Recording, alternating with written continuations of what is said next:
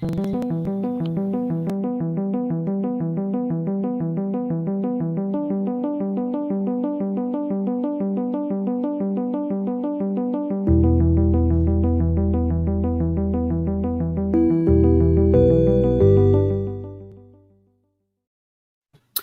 and welcome to Dash 28 Live. I'm your host, Mike Atkins, and today we are bringing you a fifth round Call to Arms match between Jeff Traish and Alex Coos. Welcome, Jeff and Alex. Hey, guys.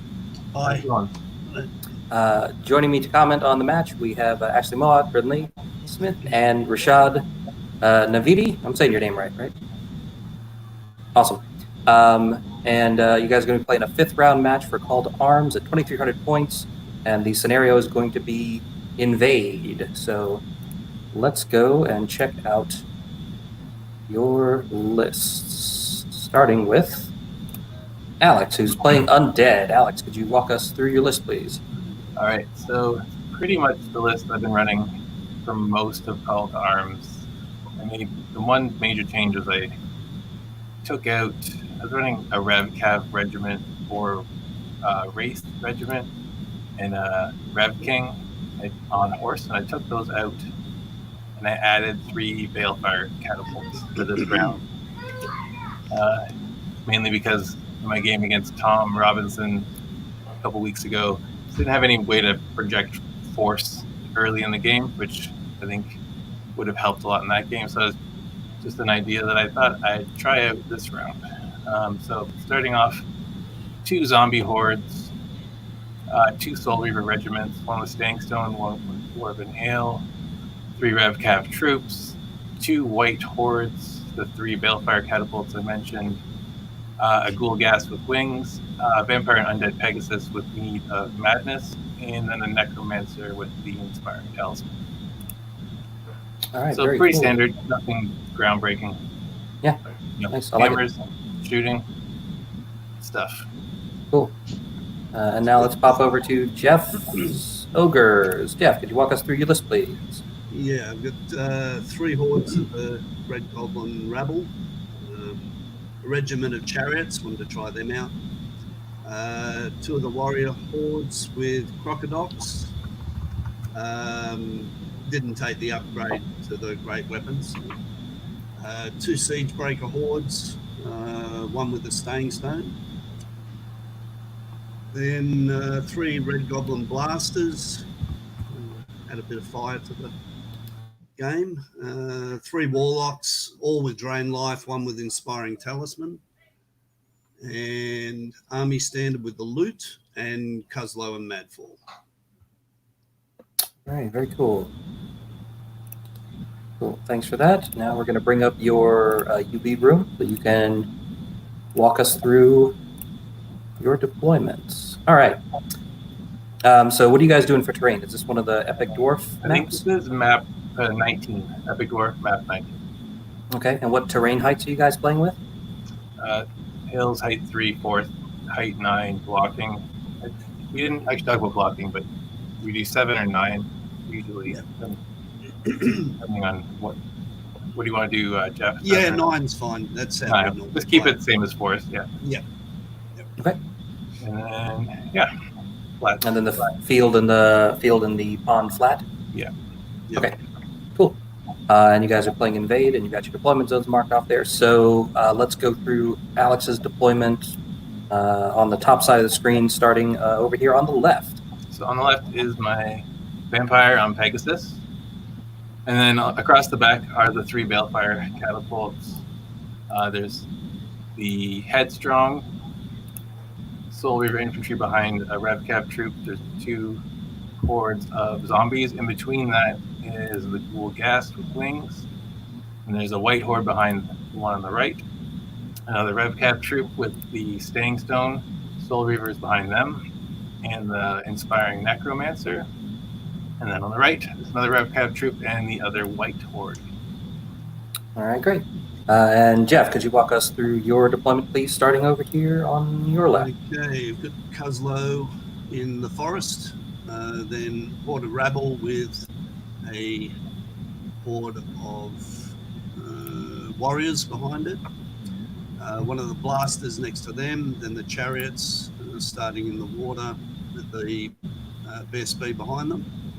Another blaster, then siege breakers behind it.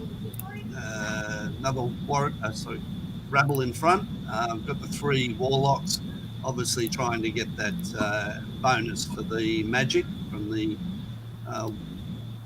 ogre hordes. Center one's the inspiring one. Siege breakers behind them. Another blaster, then rabble in front, and another warrior horde behind that. Fairly compact deployment. Yeah, very compact. You guys are clearly playing on one side of the table here. Yeah. All right, that's fine. I can just zoom in over there and just leave it for the rest of the game. So thanks so much for walking us through that, guys. Best of luck to both of you on your game. Have fun. We'll be watching, and we'll talk to you when you're done. Thanks. Okay. Good luck, Jen. Thank you. Thanks. Go Canada. Woo. I mean, what? I mean, we're not biased at all. Unbiased completely. All right. Okay, so we... Get out. Do I have to leave it? Or... I can pick you up. You can give him the boot, Mike. There you go. All right. So what do you guys think of the list for this one? So, I mean, Mike, I think by far knows the most about what that undead list is like. Yeah, and ogres is one of those armies that you like to see with this kind of list. When you've taken 3 catapults, you really want to shoot a lot of things, and ogres are very tall, and so that makes them very hard to hide. So he's going to have a target-rich environment, and he's got great thick chaff there. He's got 3 troops of Rev Cav Horde, and the Vampire and Pegasus is just such a solid choice. The scoring unit, it's very mobile. It's got good attacks. I really like Alex's list. I'm not so sure about the zombie hordes. Like I think I prefer them in regiments in this edition. But for what it looks like he's going to do with them, basically just be kind of tar pity, or anvils for his Soul Reaver infantry. Like I think that's an okay choice.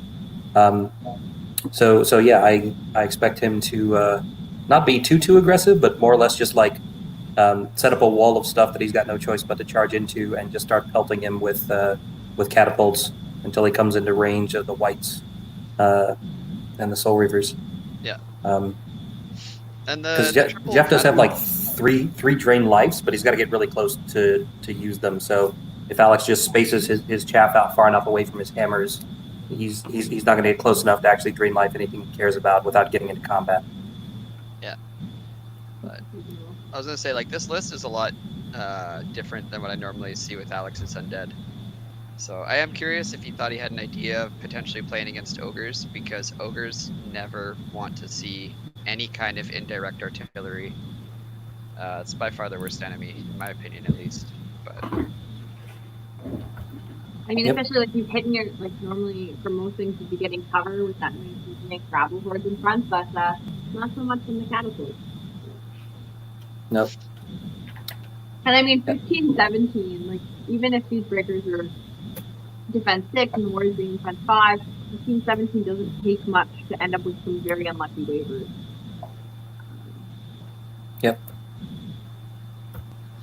And the catapults are, I mean, they're piercing too. So you don't really want to be shooting at Siegebreaker hordes with them, but you can kill everything else on the list. Yeah. So this will be really interesting. I also kind of like what Jeff has done here. Like, it's a super compact force. It's gonna roll forward, smack into things. He's gonna wait for that rabble to die, and then he's just gonna start crushing stuff with the ogres and hope to punch through. And so here's something interesting. Given the scenario they're playing, this is all about unit strength and all about getting unit strength to the other side of the table. Looks like Alex has rolled first turn after a couple of rerolls.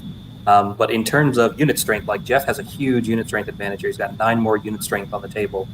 But possibly more importantly, he has 6 more scoring units than Alex does, which, when you get to the end of the game, sometimes just how many scoring units you have is more important than how much unit strength you have, and with ogres, like everything scores.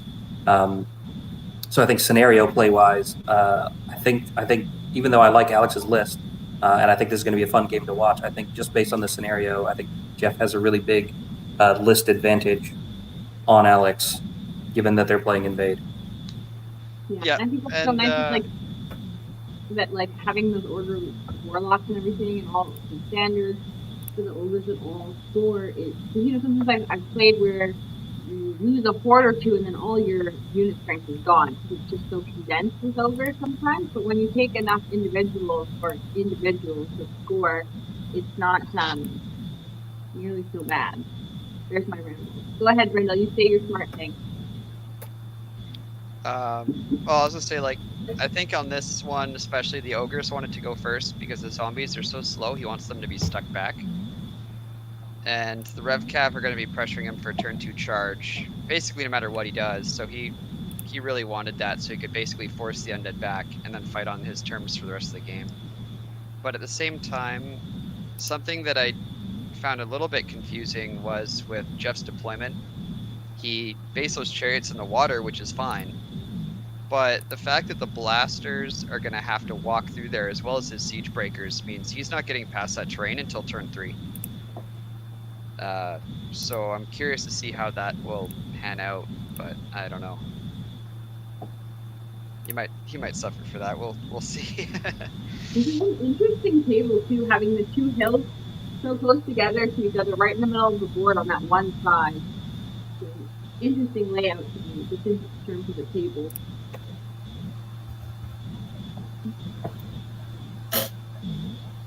So Alex is moving up his shambling hordes, kind of like we expected he would, having first turn and all. I mean, people go forward on first turn. Who would have thunk? Who would have thunk? It'll be interesting to see what he does with the Vampire and Pegasus over there on the flank all by itself. I'm going to see if we're going to have a little duel between Kuzlo and Madfall and that Vampire, since that's also the extreme left of Jeff's army, even though it's kind of in the center of the table. That's still his extreme left.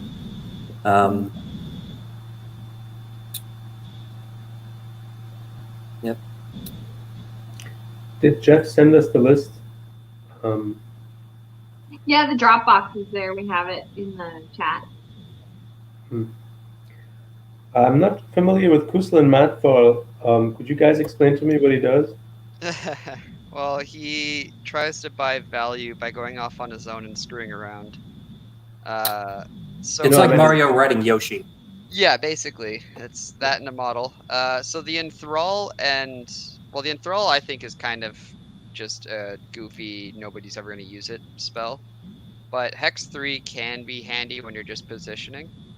But where he really gets his value out of is the fact that he's fast and nimble, so he can project threat while having regen 4+. So 13, 15, defense 4 can't survive a big hit, but if you're hanging around terrain the whole game, you can actually take quite a lot of damage and bring that all off. So for 150 points, it's not bad, but causing dread to your own units is terrifying for ogres, so that's why I never take him myself. I guess that's why we're seeing him positioned so far off to the left, right? Yeah. That's typically how I see ogre players use them. Like he's a good flank denial. Yeah, which deployment. ogres need big time because they can't handle fast flanking units and dragons very well. Right. Unless they have boomers, and Matt Young gets all excited about boomers. So. Right. Which is interesting that Jeff's list has no boomers. He's just got the 3 warlocks. Yeah. And that's really his only shooting, except for Kuzlo and Madfall's Hex and then Thrall. I do like the rule, just like the Enthrall and Sticky Tongue, like that it's got the 12-inch, and I just love that it's called Sticky Tongue, and I just imagine like this giant gross sticky tongue coming out and like a unit being like, oh no! Yep. Not like this. Yeah, so with that, you actually roll for damage for Enthrall as well, for hits. So yeah. He's a big lizard with a sticky tongue. All right, so Alex has moved all of his Rev Cav up I'm actually surprised that he moved his hammers up so close behind them. I feel like I would have left them back a little bit further. Talking about his whites and his soul reavers. Unless maybe he's basically got them in position and he's like, okay, now next turn I'm just going to stand there. I'm going to edge my my rev cav forward a little more, because it's not like Jeff has anything particularly fast or nimble that can get around the rev cav and charge the soul reavers of the whites behind them. Yeah. Right. He doesn't have anything that can fly. Nothing's going to jump over it. No, really, he's got like the chariots, and he's got Kuzlo and Madfall, and neither of them, like the chariots aren't going to get around anything. They've got too much of a footprint, and where Kuzlo and Madfall is positioned, I don't see it as a big threat. Right. Really, Kuzlo, even if he was in charge range of the rev cav, if he hits them, he's not going to kill them. Alex just has to shift the cav 4 inches to the side, and then his soul reavers are taking out that piece in one turn. But for the rest of it, it's what Mike said, that the ogres simply can't get to him. And even if he put his cav in charge range of the chariots, then that's chariots being wasted for removing a thick chaff unit. Yeah. I love how thick chaff is caught on. I was going to say earlier, the zombie hordes are basically thick chaff too, if you think about them, at the price. Yeah, really, actually, because remember we were talking about, wasn't there, like, we said, like, up to 150 could be, like, thick chaff? And you're looking at the zombie horde is 115. Yeah, they're the definition of thick chaff, right? Yeah. In a way. Actually, zombie trolls would be that. But no, it's an interesting matchup here that we see right now. I'm interested to see how the whites are going to do. Yeah, so it looks like Alex is playing it careful. Though, to be honest, I think if I were in his shoes, I'd almost just want to bait out Kuzlo on purpose just to get rid of it, because Kuzlo could be a pain in his butt. And he wants that Pegasus getting around as quickly as he can, right? Yeah. Although I don't know what the best target for the flying vamp necessarily is in Jeff's Just list. the flank of any ogre horde that you can get into, you take it, period. Yeah. That's what makes ogres crumble so fast. Alex needs to jump into that forest. That's his next move, because that gives him the way to look at everything, and if he flies out of it, he's not hindered, so it's a really good spot for him. Yeah. And he can he can do that with 10 inches, yeah. That's So he really wants Kuzlo and Madsfall to bug out, so he can do that. Yeah, that's part of why I think he could have had the Revcav move up to threaten Kuzlo and to force him out of the trees, or to actually act, because then he could throw the Revcav into Kuzlo's face the turn after. Mm-hmm. Whereas now, I don't think he'll be able to. Mind you, he might have just moved the 8 inches already. Didn't actually see that. I'll check.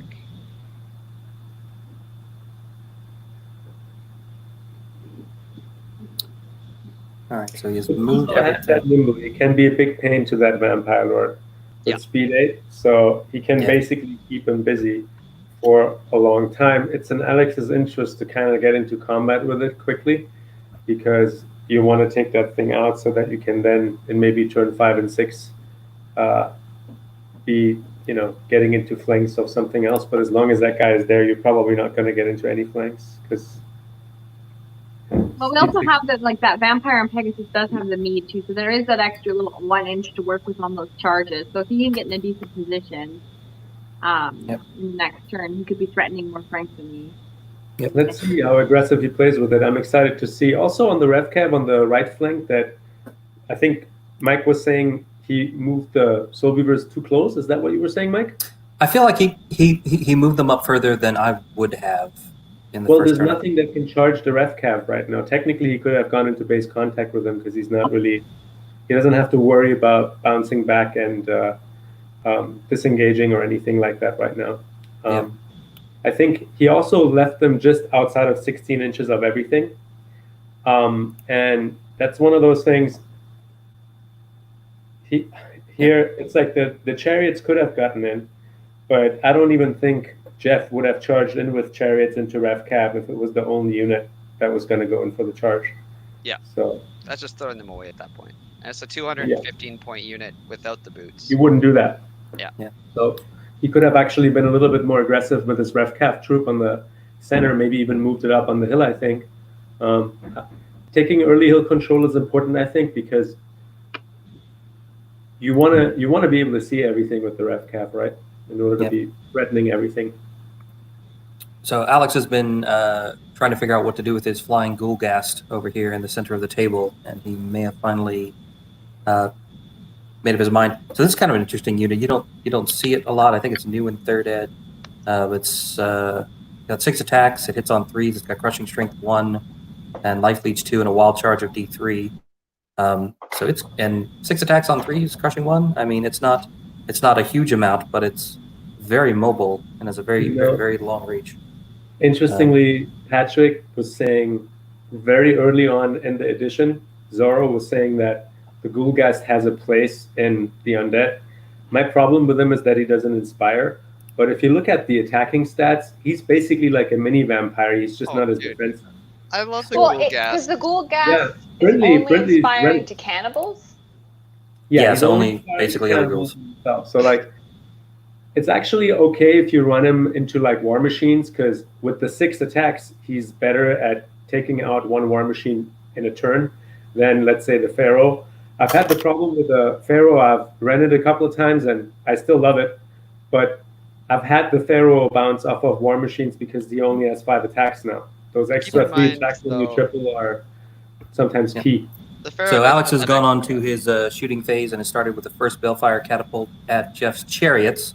And he scored 1 hit, and it looks like he's gotten all 3 on the D3 roll there, so that'll be 4.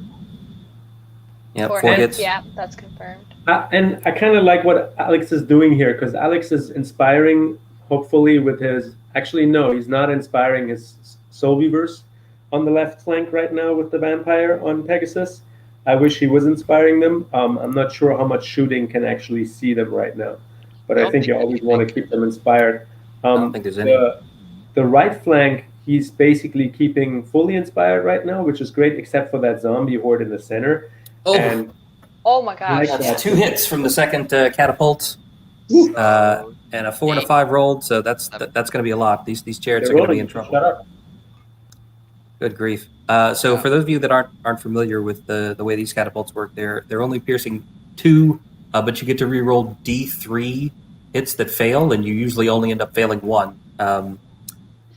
Wow. Oof. That sucks. So that's going to be 7 more wounds, putting them up to a total of 11. And no hits from the third chariot, thankfully. But 11 in 1 round is huge on a 15, 17 unit? I'm just confirming. It's 15, 17. Do they come with shattering, Mike? They do not have shattering. Yeah, okay. I think the Empire Dust ones might. And that is a 7 rolled on 11. That should be in... That'll be enough. That's an 18. That is can get an upgrade for 10 points to get shattering, and it's really well worth it. But the undead ones don't get to do that. But as you can see here, the undead can take amazing hammers, amazing characters, and triple catapults that have vicious basically now. So that's pretty dope. Yeah, that was... Okay, so that's huge. That's a top of turn 1 lost of the fastest hammer unit on Jeff's side of the table. So he doesn't project threat anymore. Especially right in the middle of the table. He needed that threat projection with everything else around it being so slow. Because now all you've got is that speed 8 Kuzlo Madfall hanging out on the flank. When you're going against 3 Balefire catapults in Invade, it doesn't help to go second. It's Jeff's turn 1 now. No, it does not. Yeah, so Jeff is going to go full speed ahead now with everything, I'd imagine. Oh, by the way, Rashad, Steve wanted to know what you rate Alex's list on a scale of 1 to cheese. 1 to cheese? I would give it a solid 8.5, almost super cheesy, but it's no Royale with cheese. You know, that's reserved for the cheese master. Okay. It's okay. I like how Steve asked the important questions. There we go.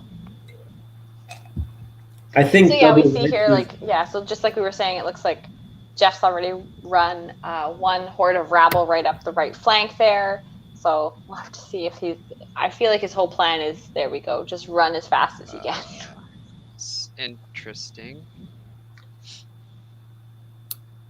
So his blasters are going to have to do some work. His warlocks with drain life are going to have to do some work, and they're going to get a good amount of dice there, right? Because they get +1 for every horde that's nearby, and right now Yeah. he's got all 3 of them parked in front of what, 3 hordes? So no boomsticks. He's gonna have lightning 18, mind you. It's gonna be cover on whatever he's shooting. I am kind of glad that he's taking that back and maybe doing something else, because the way he was, I think he was giving a flank to the Soul Reaver infantry, whereas now he'd be fine even if the infantry can see him. Well, with the far right, what height are the infantry?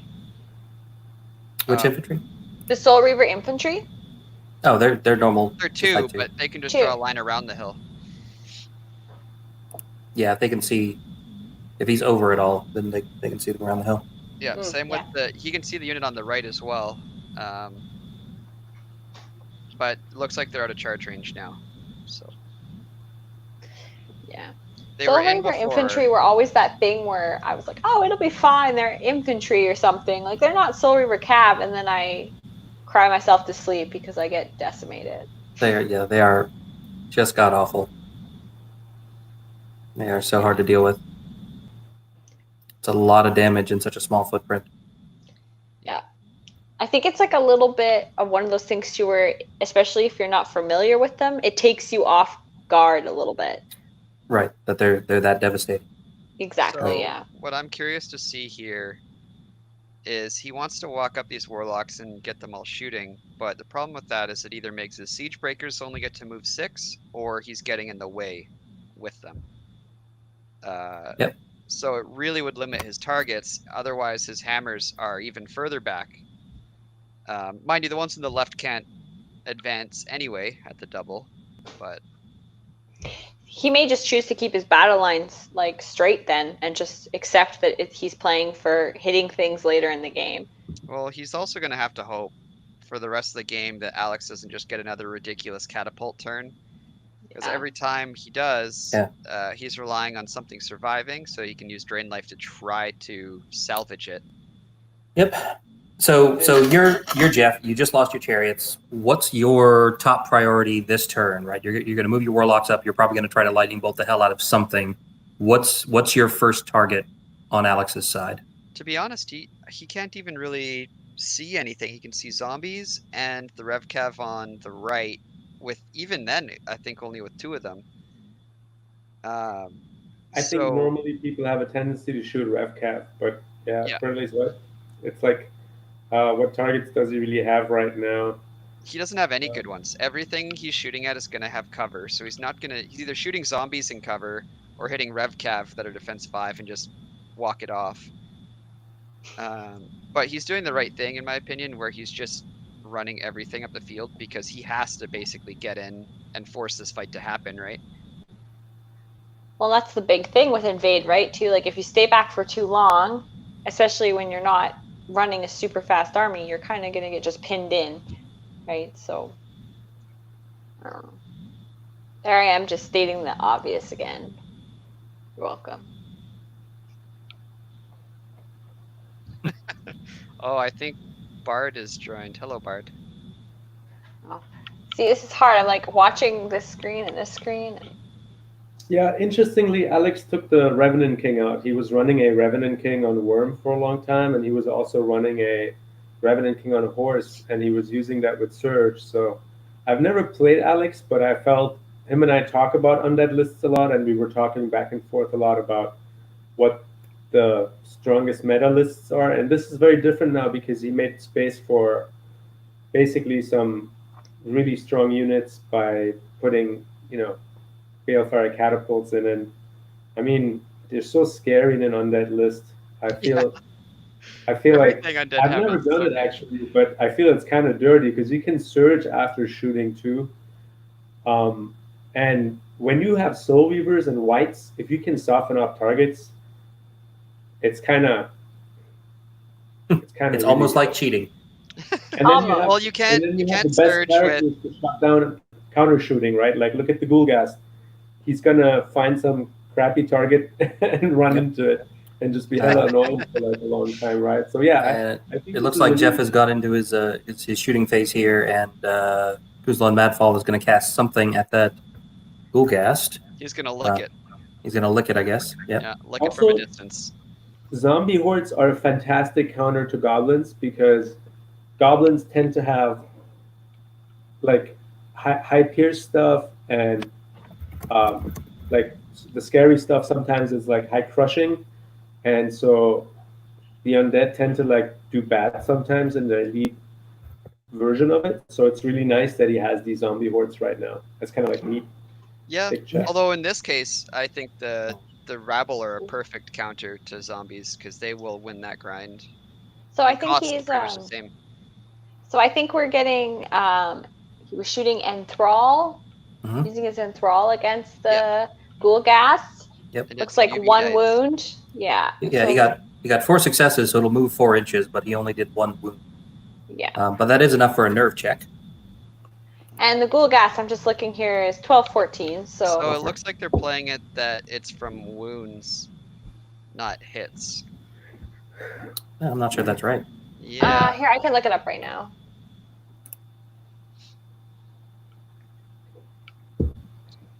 Either way, it's not. It does say for each hit scored, the target enemy is pulled 1 inch directly forward. So it's not Right. game changing either way because that Ghast has wild charge D3 on top of speed 6. It's hitting whatever it wants. Oh, it's got the wings. It's hitting. It's definitely hitting. Yeah. whatever it Oh, wants. right. It's got wings too. Yeah. Okay. So charge of up to 23. Right. Mind you, looks like now he's- actually. Oh, looks like they've corrected it and now moved it forward. Yeah. The extra 3 for the full movement of 4 inches from the enthrall. And looks like he's moving on to his warlocks, and he's going to shoot at one of the Zombies. zombie hordes in cover. And cover. Oh man. Oh, that. Okay, sure. Oh. You know what? You do you. Whatever Well, makes you happy. He doesn't get a choice, right? Yeah, he's already shooting over his own goblins, so I guess they're going to be in cover no matter what. Yeah, he's got 2 so- targets. They're both bad. He could shoot the whites maybe in the very back, but even then, what's the point of that, right? No, the whites are the same height as the Soul Reaver Cav. He can't even see them. Not Soul Reaver Oh, Cav, I'm Rev thinking Cav in the- front of them. I'm thinking the ones on the left behind the zombies. Oh, behind the zombies. Oh, yeah. If they're in range. Yeah, I kind of forgot they were there. They kind of mixed in with the trees. That's how they get you. camouflage. Yeah. Yeah. Well camouflaged whites. They should give white stealth. You heard it here first. Yeah, because they really need something else. Yeah, I was encourage gonna people say, to yeah, take them. Brinley, that's enough ideas out of you, okay? Undead need buffs, guys. Come on. Keep it up. So they're Brinley up for to rules committee. Bring back the old we're up to Morgoth. 3. So No, we're up to I'm- 3 wounds. Looking at, so we're on the 3rd warlock, and we'll see how many hits they get here. So just so you guys know, right? I've suggested to Dan King that the undead worm, the borrowing worm, should have inspiring, and that thing's never going to see any tabletop play unless you give it inspiring, right? All right. Yeah. And he said to me that and this is the life of an undead player. It's so sad. He said that they couldn't consider it because the undead are just considered too good right now, so they wouldn't even think about it. So wait till they get a massive nerve, and then everyone quits it and is sad, and then you're going to get your inspiring, Rashad, okay? I don't really like Mantic the is logic opposite, there, right? but I kind of get it. Mantic should try to make all good models that they are trying to sell usable, and I think that's one of the ones that people love. And I painted mine, but I haven't played it in a while because I feel like you need that inspiring a little bit. But maybe I'm just spoiled. All right, so it looks like I think we're about to check some nerve here. Yeah. Yep. So we're starting his- here with the Ghoul Ghast. He rolled That's a the only one 6. that matters. He can't actually test the other ones. Yeah. So it looks like he's okay. Yeah. Yeah, his So- blasters took some shots at the Rev Cav, screening the Soul Reavers there on the right. And he took 1 damage, so really nothing to be too concerned about there. Yep. So moving on to the top of Alex's turn. Let's see what we've got here. Yeah, Bard, I hear we've got another nerf incoming to EOD chariots. They're too good. Let me see. I'm missing what's So going many on of in the them. chat right now. Shame.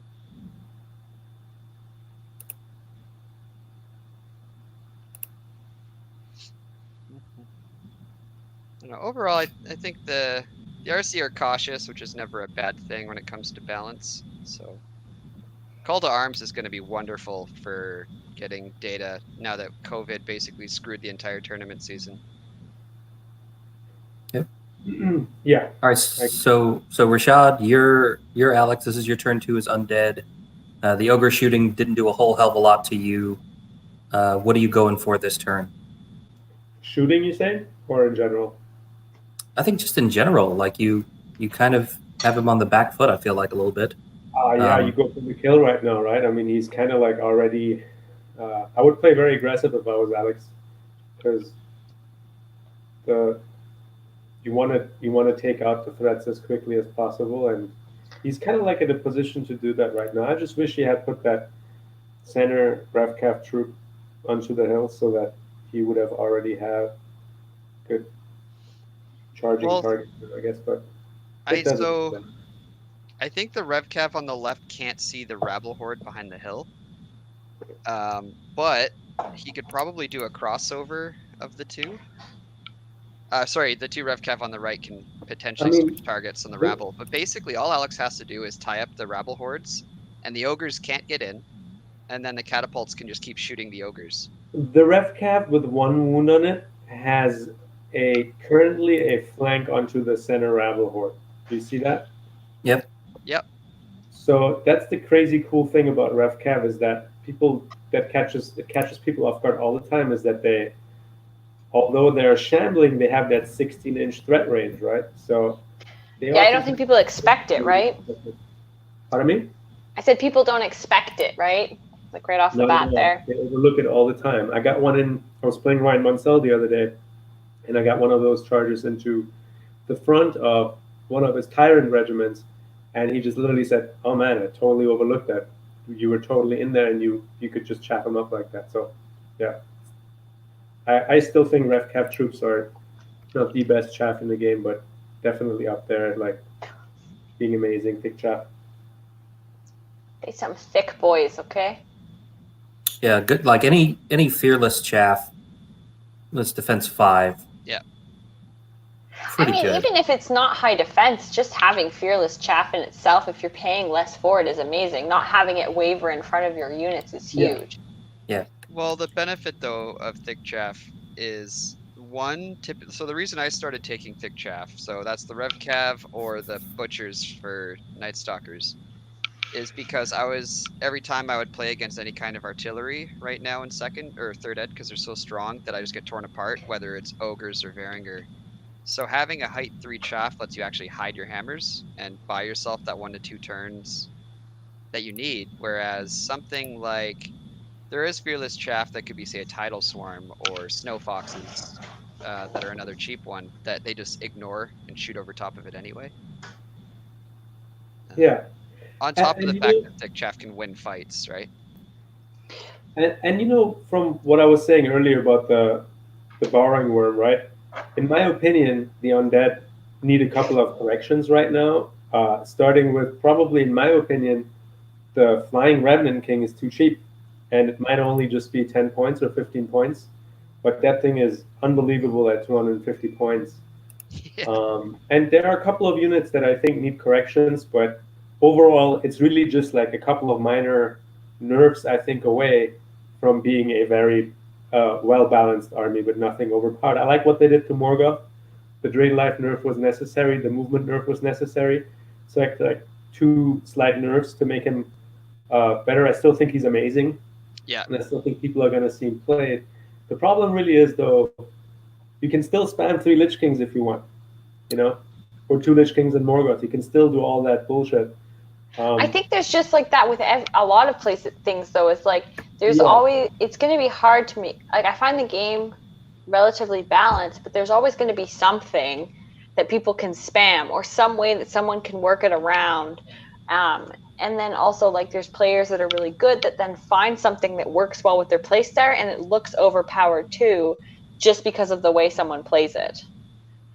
So I can see how, like, for rules committees, it gets hard to pick between what we need to fix and what is just good because of who's playing it and how as well. Yeah. So.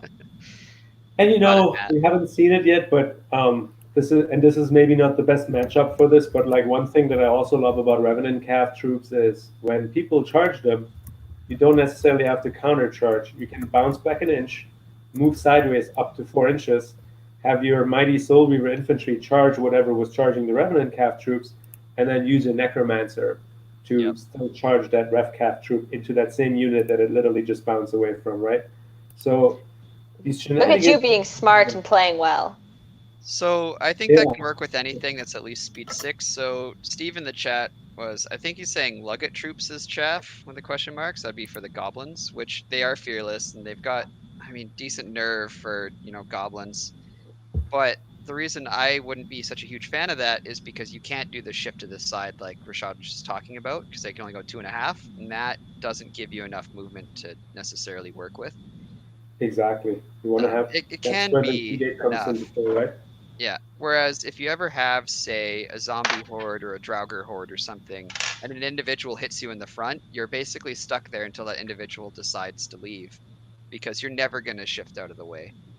So I've tried zombie troll regiments as thick chaff as well, and Jeremiah, hi Jeremiah. Jeremy just joined us on UV. And I think if you compare the two, the zombie trolls are a little bit hittier over time, as opposed to like a Ravcaf troop. They're about the same points cost, but the zombie trolls only move 6. So like all of these shenanigans we just talked about, the moving sideways becomes more difficult, the threat range becomes more difficult. Yeah. So me personally, I prefer having Thunderers instead of the Crush 2, and running them as Ravcaf troops. I think is still for me personally the better choice. I guess those zombie trolls being fun though. Pardon me? They could be pretty fun too. No, zombie trolls are great. Don't get me wrong. I'm just saying we're talking about shared thick shaft preference. I think that extra 2-inch range is. I mean, I still think we've talked about it before too. I mean, there's a point at which anything can be chaff in your game, depending on how things are going, anyways, right? So. But. Yeah. But the thing with having fearless chaff in front of really strong hammers is that it makes those hammers work. Oh, so you did do it. Yeah, so that far left rabble horde, he did take the flank with the Revenant Cav troop. Surprise! And he will take the front as well. Front, okay. Front with there's actually a chance, and I doubt he'd put the Ghoulgast in as well, but he could actually potentially kill this unit. Yeah, that's enough 24 attacks so far from the Red Cap, right? Does he have that? That's going to be. He can also put the Vampire into the flank if he wants to throw the Ghast into the front of Kuzlo and Madfall to hold them off. So all he needs to do then is have the Ghast tie up the Ogre Horde. Yeah. Or Kuzlo and Madfall. Or Kuzlo and Madfall, either way. True. The Vampire would be better for Kuzlo. If he goes in as well. But the thing about Kuzlo is he's nimble, so you can get around whatever you throw at him, right? Right. Whereas those ogres would actually be stuck for the most part, aside from backing up an inch and doing. I mean, that's true. Talking about is he going to be aggressive? He's going all-in move over there on the left flank. So like. I mean, I feel like there was this like very quiet period where like nothing's moving, what's happening, and then all of a sudden it was like, all right, I'm ready. Let's fuck shit. Let's go. I think that's Alex has planned out like his entire move, and now he's just going to do everything real fast. You see that in a lot of good players, I think, because you want to make sure everything's working first, and then you actually act on it, right? The alternative being you look at the 1,000 different realities and then move back and forth 100 times. Well, Jeff made a little bit of a mistake here in exposing that flank, right? I mean, we saw it before it even happened. But it's not like he had great choices there, right? Exactly. Well, that's because, like we said, right? Like, at some point you got to move forward, especially in this scenario, right? Like, absolutely.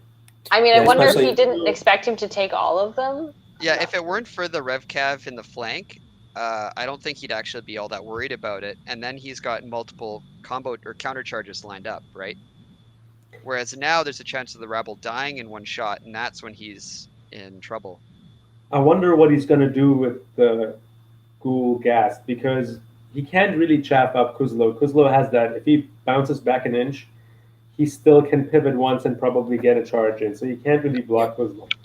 And he's Pathfinder, so he doesn't care that he's in there forest. Like, you're not even going to take a hinder charge from him. No, well, I think the Ogre Warrior Ogre Warrior unit might be the best choice because I think And I if agree not with you that, guys. It's the YOLO charge on the blaster to see if he can one-shot the blaster. I just don't know if long term I like that charge into the flank of that rabble horde, because that rabble horde would be dead anyway. I would have maybe I been a don't little think bit they more would, though. conservative with that vampire, just to be messing with him a little bit more. Because you don't need to kill that in one turn right now. What's the advantage of having a vampire thrown in there? Well, the benefit of the one turn killing it is the Revcav can reform on that flank, and then the blaster, if it does charge, is going to be useless. And there goes the YOLO charge with the Ghoulgast into this blaster. Actually, I think I agree with Brindley. I don't think the 2 Revenant Calves alone would have taken out the Rabble Horde. You don't need to No, take it out. Rashad's saying he could just do multiple turns of combat and not care. Yeah. Oh, that's fair. I mean, I guess You don't need to take it out.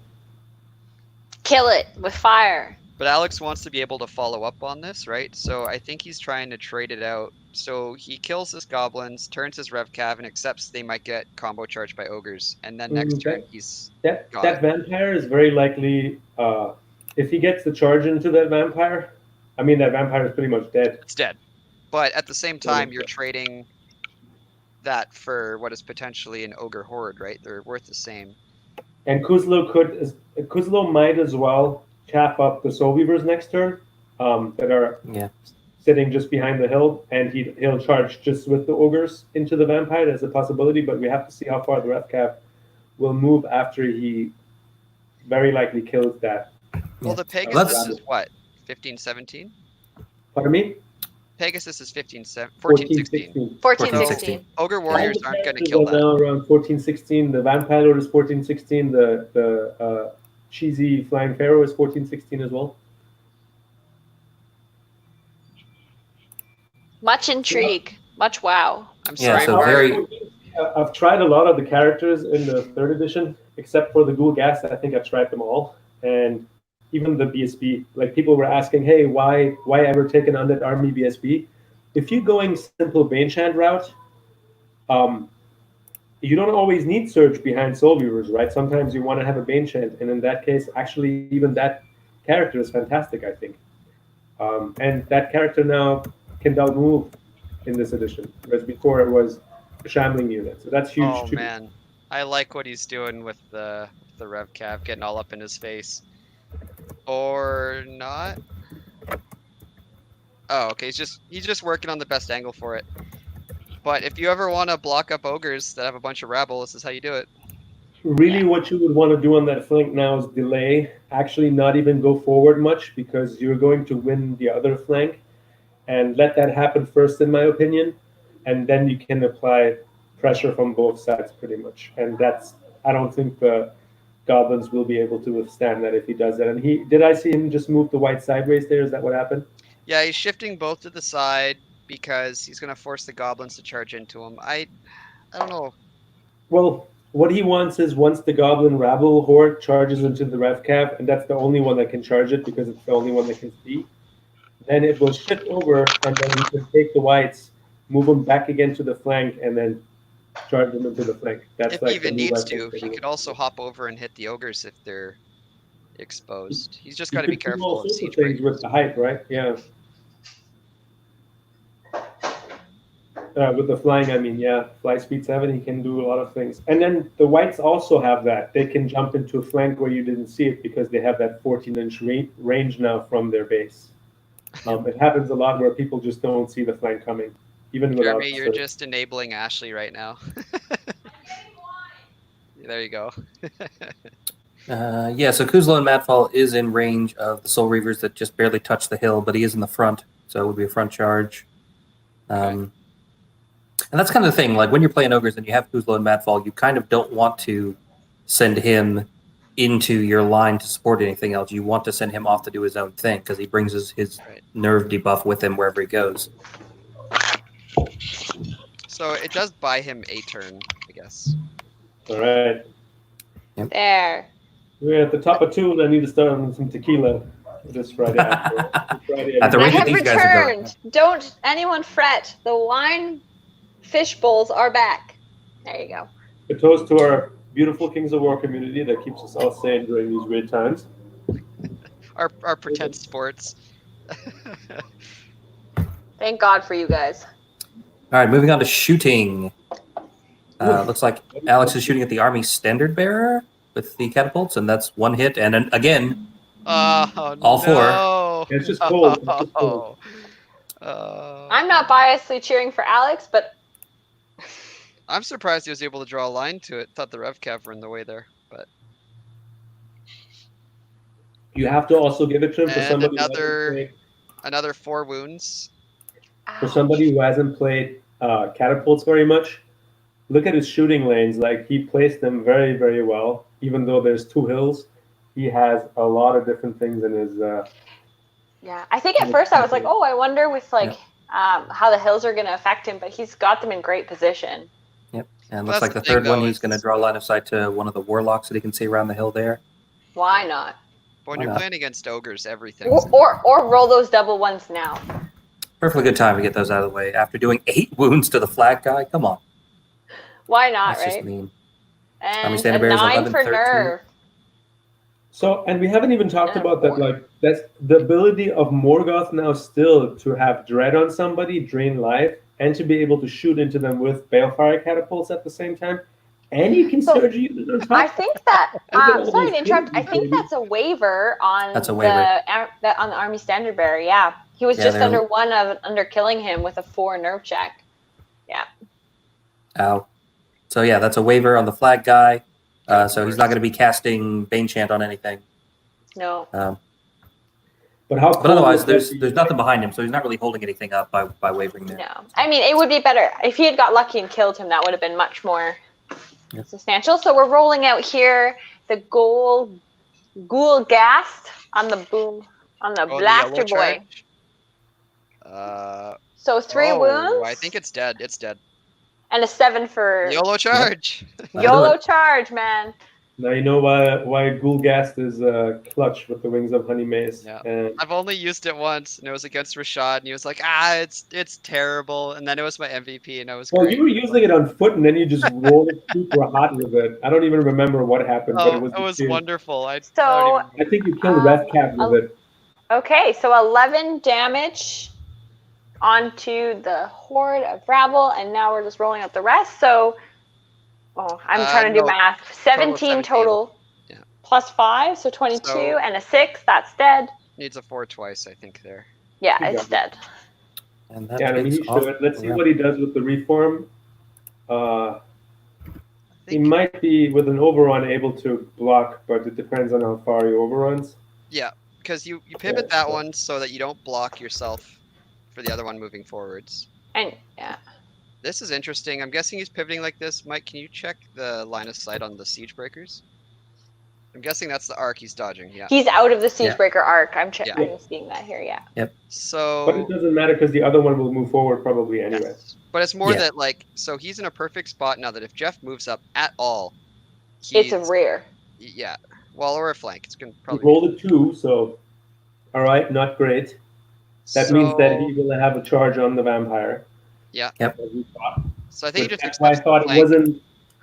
I don't think that was the greatest move there. Although he'll still probably win the whole flank over, but it was a little bit reckless. I felt. It almost him would be playing it over. better if he just tried to shift the Pegasus up to see if Yeah. he could keep it safe, which he might test right now. Oh, I mean, I think you got to still move the rev cav back up, but yeah, there we go. Yeah. I was like, Well, how a little many too heavy takes on and 90. backsies are we spam doing undo, here? and you're like, oh shit, too far.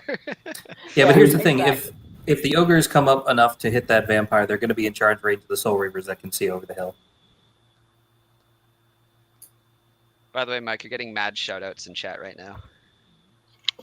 I am. Yeah, you're getting voted for Kings of War president. I think. Oh, we all owe Mike Atkins a huge debt for coming up with this live stream idea, apparently, is what they're saying in the chat. Well, I didn't. Ashley did. So Yeah, this was my idea, but that's okay. Mike executed it all, so this never would have happened without Mike, so he gets all the credit. And hosts all of them, so or a good chunk of them. no, definitely not host all of them. I'm not. Not so anymore. it is We grew a little too big for you to host all of them, I think. scale. It's all about scaling. That's Yeah, exactly.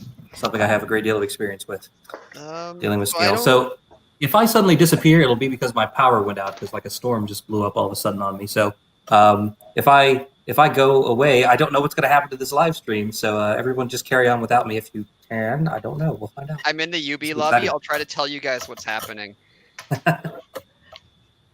Thomas Anders is saying, is Alex Cuss actually good at Kings of War? I thought it was all a meme, but I'm reconsidering it now. Well, he's He did officially representing Canada because I'm trash. Most people already knew that, but That's right, Tom. Talk that smack. that's right.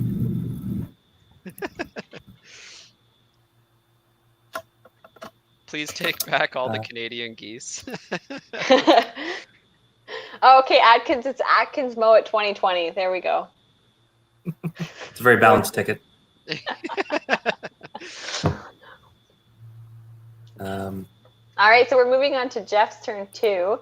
I'm not sure how I love the. I wonder if he could have got the vampire on Pegasus out of. No, I guess it was either one that was flank him or not, right? I would have liked to see if Alex tried shifting it, which I actually think he did try to see if he could shift it up, and if he only rolled an inch, if he'd be safe from the ogres. So Alex moving because back that should have protected him.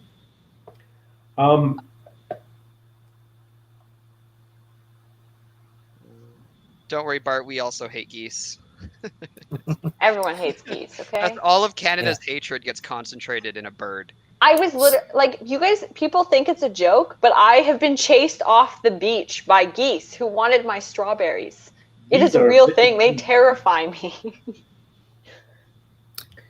All right, so Jeff started with a huge unit strength and scoring unit advantage, and in the first 2 turns, Alex has just gone to work and has cut that lead way down. His catapults alone have had 4 hits and 6 shots, right? And every one of the blasts has been at least a 3. Big, yeah. Yeah. Yeah. He is definitely making it rain up there.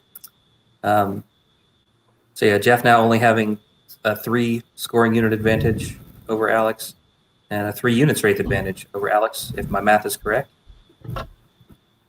It's probably close enough. I'm trying to distract Ashley. Uh-oh. What? Ashley, don't look at Rashad's camera. Don't do it. Oh, okay. I mean, my camera is about this big because I'm looking on my phone, so it's like that's why I keep have everything open over here too.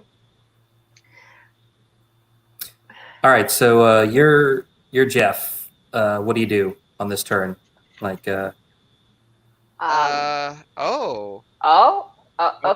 Sweet flank. Unfortunately, I think he might be hindered here.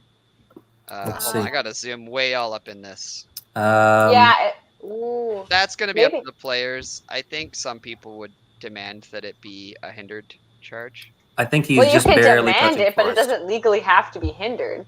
I think I would say that is just barely touching the forest, but we'll see. Yeah. We'll see what they say. Yeah, because it does look. If I zoom right up in there, it looks like it. Although that charge might be more about getting the rabble out of the way than actually doing anything to those zombies. I'd just be more excited to see them one-shot a zombie horde. Just MVP goblins. Right, out of nowhere. Take that. So it also looks like the warriors on the right are in charge range of the Rev Cav. So he might be doing a combo charge here. Or I guess not. That's a fantastic statistic, Mike. Thank you. I shamelessly stole it from Patrick, who did it on the cast earlier. Well done, Patrick. Patrick is full of good ideas, by the way. Patrick is also the person we have to thank for the turn counter being built into the logo on the side instead of covering people's faces up. It's good to have a professional helping you with these things. Yeah. He's got the most glorious Zorro beard, too. It's great. True.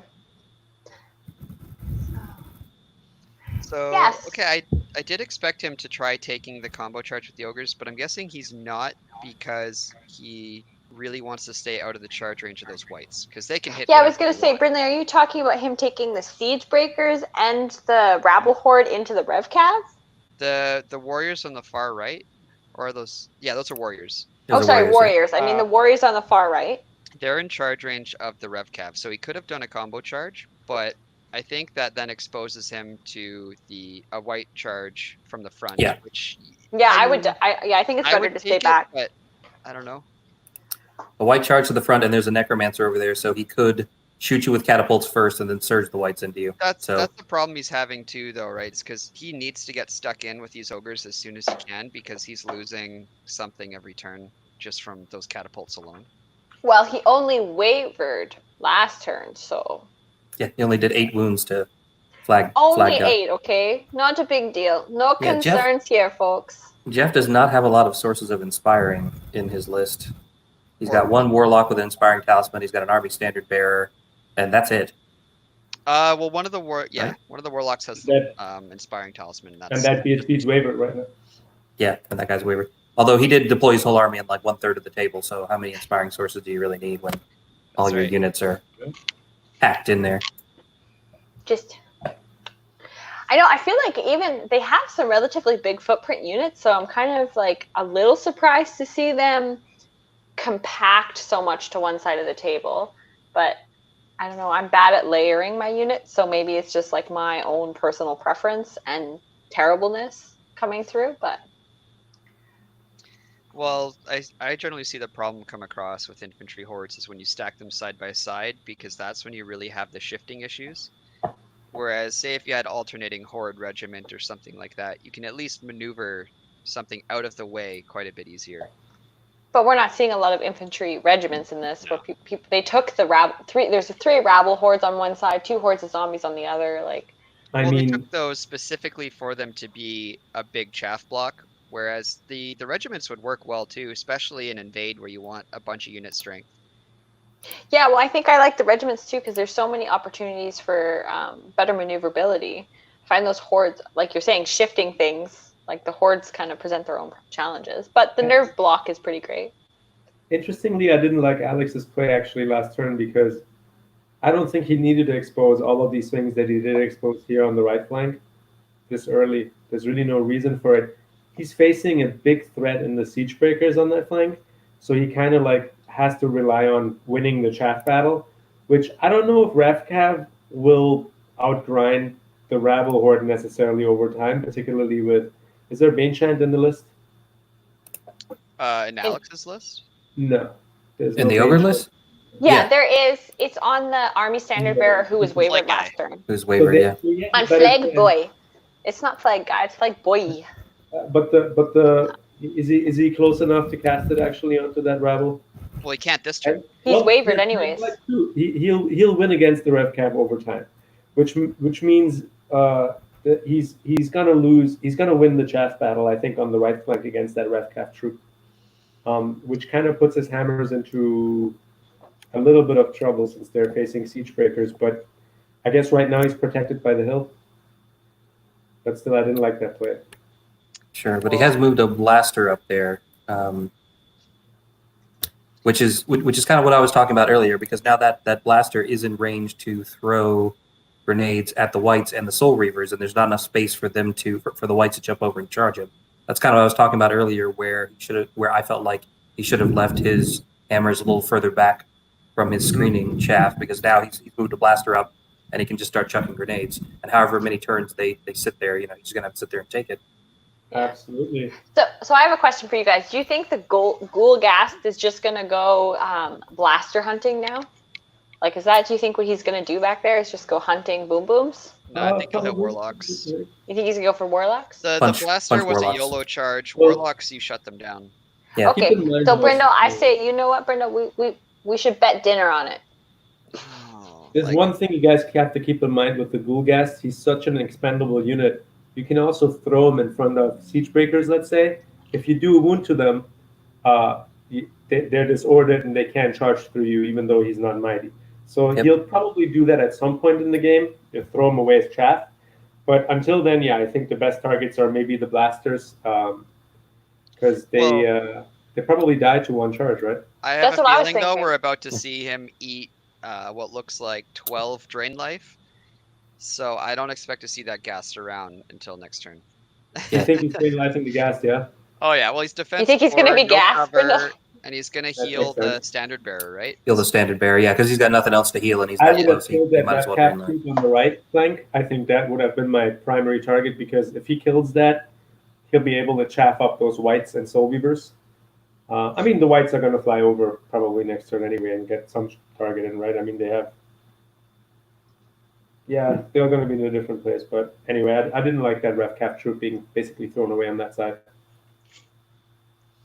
On the right. Ooh. Yeah, he might as well have charged it last turn. Like I don't know why he let Rabble charge into RevCap troops. Like just Yep. I would have advanced backwards so that he can't charge, and made him do nothing for another turn. Just don't know why he went in there at all. Well, that's something you could probably ask Alex too after the game, We'll right? do that. Yeah. See why Take he did it. notes. Because Yeah. I was wondering the same as I was thinking you would just throw the RevCap into the rabble, and then you can draw lines of sight around them and start shooting the ogres with your catapults. The Thunderers is stripped now, so they don't do the initial wounds that they were going to do. Mind you, They it's not didn't like he do was the banking on target. that anyway, but it's Pardon me? something, right? I mean, it's always like plan for average, hope for better. I don't know. Well, when you get to top tables, every wound counts. You try to get as much efficiency out of every unit that you can. I mean, yes, you tell me all about those top tables, Brindle. I don't know what they look like, okay? So funny thing, if the Ghoulgast actually survives this turn, since all of Really Jeff's good spellcasting are these Pardon? are large infantry heroes and not individuals. If the Ghoulgast can basically just like keep flying circles around the warlocks and make them having to keep turning chasing him, even when they kill him, you know, if it takes like 2 or 3 to kill him, Jeff like won't be able to quickly reuse those shots against anything else because he can't just do the same thing you do with other individuals and spin around and shoot at something new. I was Jeremy, going to you're say so Brindley would be at the Jeremy top. is the sweetest. Would remember That's so to keep his tokens. Yeah, that's right. Never again, man. PTSD. Never turn So my dire fangs to the rear of anything ever again. Yeah, Brindley, we were also, you know how hard it was watching your game to not run into the living room and be like, what the fuck are you doing? I was trying to win big and ended up losing big because of it. No, you Yeah, munged I'm not it. taking you had to it the in casino, palm of okay? your That's hand, what I've learned. And then you blew it. You had the world in the palm of your hand, my friend. And then you munzened it. So Jeff has combo charge the vampire on Pegasus with the Ogre Warriors and Kuzlan Madfall like So we that'll do it. suspected he might. Well, that gonna be dead. Well, it should That- do it. I don't know. That'll do it. Warriors That, don't hit well, super hard. there's always double ones. Oh, he does have Dread and Brutal, so. Which do stack Yep. because it's not actually dread. Okay, we got It's some Kuzma. shooting coming up now, folks. So we will see what he chooses to drain life and or lightning bolts. Or chuck grenades at. Yeah. I think, yeah, grenades at the Rev Cav. I've never been able to hit with one of these in ranged phases, so I'm curious to see if he can pull it off. Well, Brenda, just Yeah. because you're bad. Yeah, that's right. I mean, actually, your dice are bad. Sorry, it's just My your goblins are drunk. That's going to be 1 hit. dice. Yeah. Oh, he did it. Okay, so piercing 1, so it's nothing. Bummer. That's sad. All right. And looks Lightning. like probably lightning the same target. It's gonna be lightning 6 too, I think. If he can see. I guess they're checking that right now. Line of sight? Yeah, just barely, but certainly they're going to have cover. Yeah. Going to be shooting a gap there. But you just roll 3 5s and it's fine. Well, then who cares? That's going to be 2 wounds on the Rev Cav. Yeah. Still not really enough to get them, though, since they're, what, dash 14? Dash 14. Yeah, I'm just looking at Dash that. 14. Man, they are so cheap. Yeah. And yeah, here comes the drain line. Yeah, we had that conversation. I think they're about 5 to 10 points under costed, more like 10. Well, that was you're saying the Revenant King on Worm, on Flying Worm, is undercosted by about 10 points. The Rev Cav troop is under by at least 10. I'd say the Horde is by about No. 15. So here's the suggestion. The troop, I think, should go up 10. Yeah. The king on Worm should probably go up 20. That would be fair. Do you think it Because should go up Good. 20 and give you inspiring? Like, because you were talking about you wanted No, the inspiring. He's talking flying about king the there. the the walk. flying- Oh, the flying one. Yeah, sorry. The Ignore flying one me. should be 20 points more expensive because Alright. Pat Fielding and I did the math on it. It's never worth taking a Vampire Lord. You get dash 19. Wow. Okay, so we are up to with that drain life that we've seen go into the ghoul gas. We have 8 wounds, which is also enough for him to take off the 8 wounds that were done to the Banner Boy. Right, he's only defense 3 because of the wings. Yeah, I was thinking defense 4 was still a good target. That is. It's still a good target, yeah. Oh, it's a so great Nerve, target. we're gonna see here on the ghoul gas. We rolled a 5. I'm pretty sure that'll do it, right? 8 plus 13. 5. Waiver, right? He self-inspires. He self-inspires, but Yeah, but that's that's a enough for waiver, no? Yeah. 5 and 8 is 13. 5 and 13. 8's 13, and he's 12, 14. So yeah, that That's a should be a waiver. waiver. Okay. Because ogres might be brutal in combat, but they're not brutal with shooting. So now he's regretting Sorry. that ghast being there just because it allowed him to heal a shit ton of wounds. Yep. Yeah, that heals And a then lot. there's the nerve check on the Rev Cab, but they're of course fine.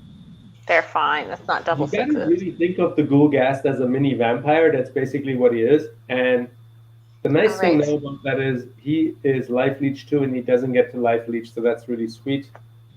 Being wavered, but I guess he can still do backwards shenanigans. Pivot.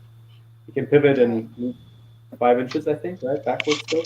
Oh, Yeah. so I wonder here, I think it looks like I saw the rabble move a little bit, so I'm wondering if they were talking about, they're checking to that. see if that's going to be, Checking to see. checking to see if it's going to Some be a hinder people- charge in the flank there with the rabble into the zombos. So you say it right, zombos? Zombo. Oh man, if it's on 5s, that's That's a lot. That's 19. that's a yeah, lot. That's a one-shotting a zombie horde kind of roll right there. that is. Oh, so Aw, they did. but So they it's not. did count it as Man. hindered.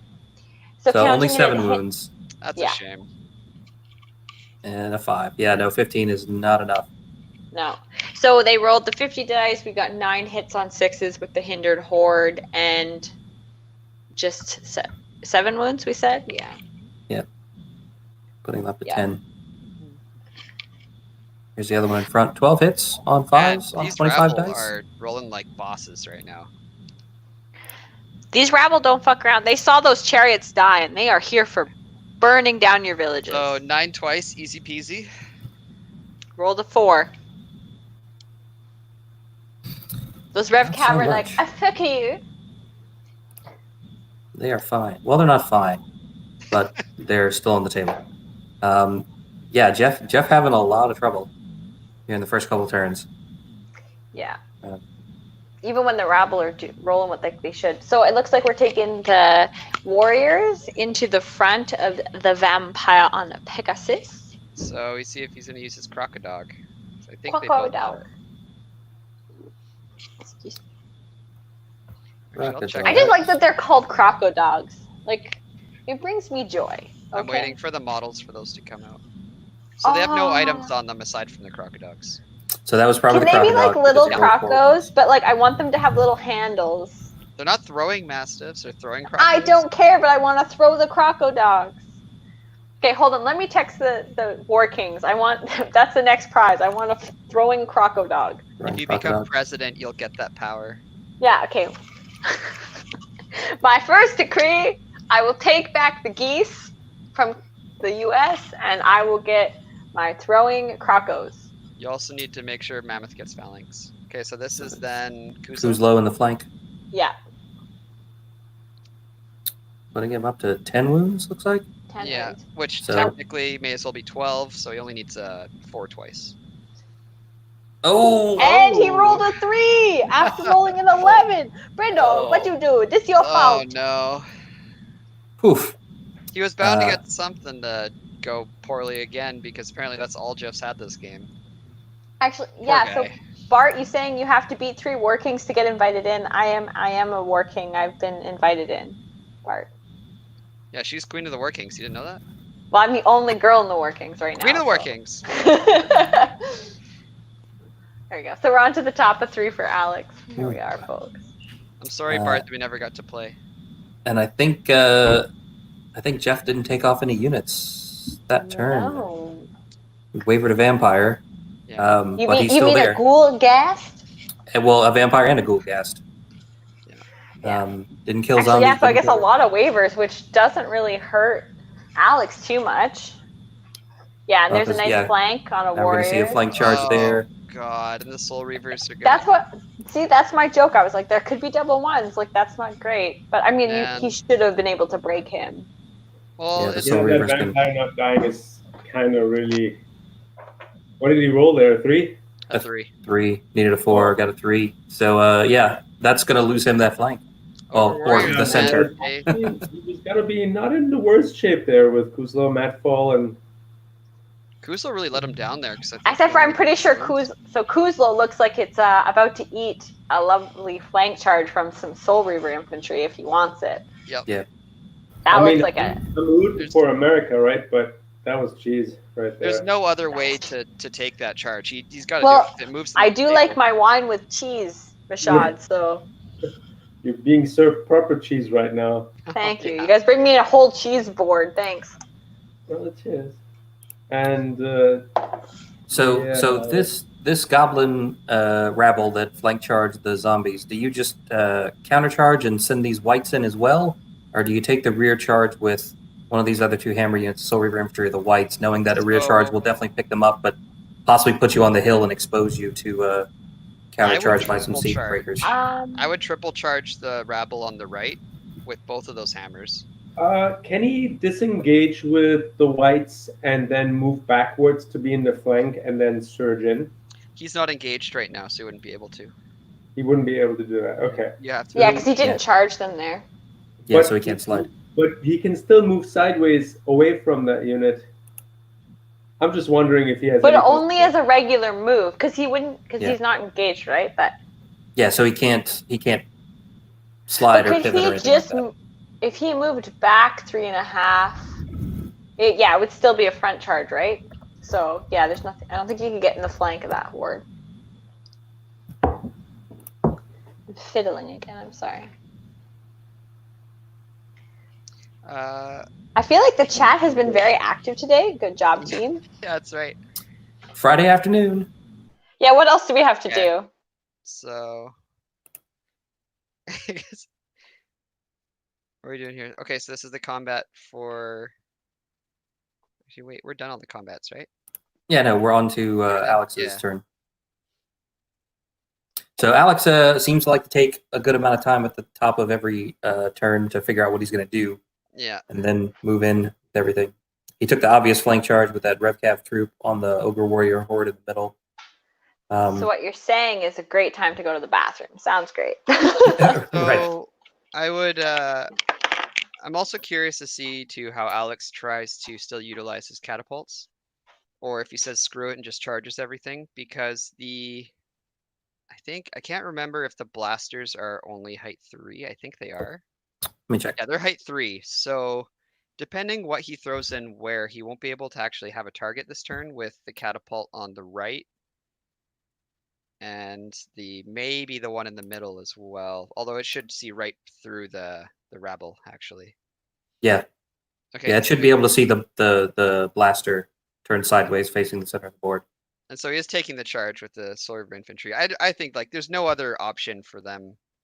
Now mind for what they could do, right? Like it's such a good opportunity. You put them on the hill so that they could swoop in on whatever tries to kill the vampire. Like whatever he sends in there is just bait. So it's a free kill on Kuzlo. I'm curious to see if he'll try to take advantage of Dread and then use the RevCav first in that one to see if that actually makes a difference. Yeah, I would do the RevCav first. That would be the ultimate icing on the cake for Alex. So it looks like Alex is taking advantage of the nimbleness of the vampire on Pegasus by backing him away and turning him first, and then charging the Soul Reavers in, because it doesn't really matter if they get hindered. They're going to kill it anyway. Doesn't he lose nimble, though? Disordered flyer? I think he probably is supposed to lose nimble, yeah. If he only has nimble because he flies. He should only be able to back up the whatever 6 inches with the disengage. We don't get to say anything though. Well, yeah, we've learned this before. Way, though, sometimes when people do make small mistakes like this, I try to see like, does it actually make a difference? In this case, I don't really think it does, because even if he went straight back, he can still charge in here. Oh yeah, so he can't withdraw either. So all he'd be able to do is just back up the 5, which still is all he's done anyway. It looks like so. Yeah. Oh, that's true because he's engaged on 2 sides. Yeah. So he doesn't need to withdraw to disengage to still just get away from one. Oh, actually, even Nick is saying here, right? I don't know. I was just. That's what we just said. Yeah. Yeah, just ignore me. I was just ignoring Brindley. I've done this before. I'm sorry. Just tunes him out. Yeah. Yeah. Sorry. Love you. I definitely have never accused you of doing that. This is why Ashley's better than me at Kings of War. She doesn't listen to me. I got bad advice. So I don't know what he's gonna do with the zombies. They don't have any charge target to speak of. The You mean the ones on the far left? I think the cav troop you might Yep. just throw into the blaster just to Put- see. Put some zombies on a hill, and then Well, next turn maybe you get a lucky thunderous charge 1. There you go. Yeah. I don't even care if it helps. I just want to use that rule. Like, it hardly ever actually gets used with me. I don't know. People have That would been be too awesome. good at negating it. Totally Or love I'm the just idea really of like bad. a zombie horde like stumbling, half falling down a hill, and just like rolling into your unit. That's Or where don't the even thunderous debate charge that. comes from. It's Right. just them Correct. rolling down the hill. Okay, so the ghast is piecing out. Yep. Because, well, I think the warlocks could still do their drain life siphon anyway, but They can, it's a start. but the flag guy can't just punch him, Right. or anything like that. Yeah. And cover's not helping him anyway, so. Right. And really, like, if those warlocks have to turn and spend another turn casting their spells at the ghoul gas, like if the first one does enough wounds to kill him, and they're both facing that direction, the other one doesn't really have another good target to cast his spell at, right? Like if he goes, if he does really well with the first one. No, That Bart, I guy's- think he's talking about me because I was banking on scouts in the rear of my dire fangs, not one-shotting them, and I was wrong.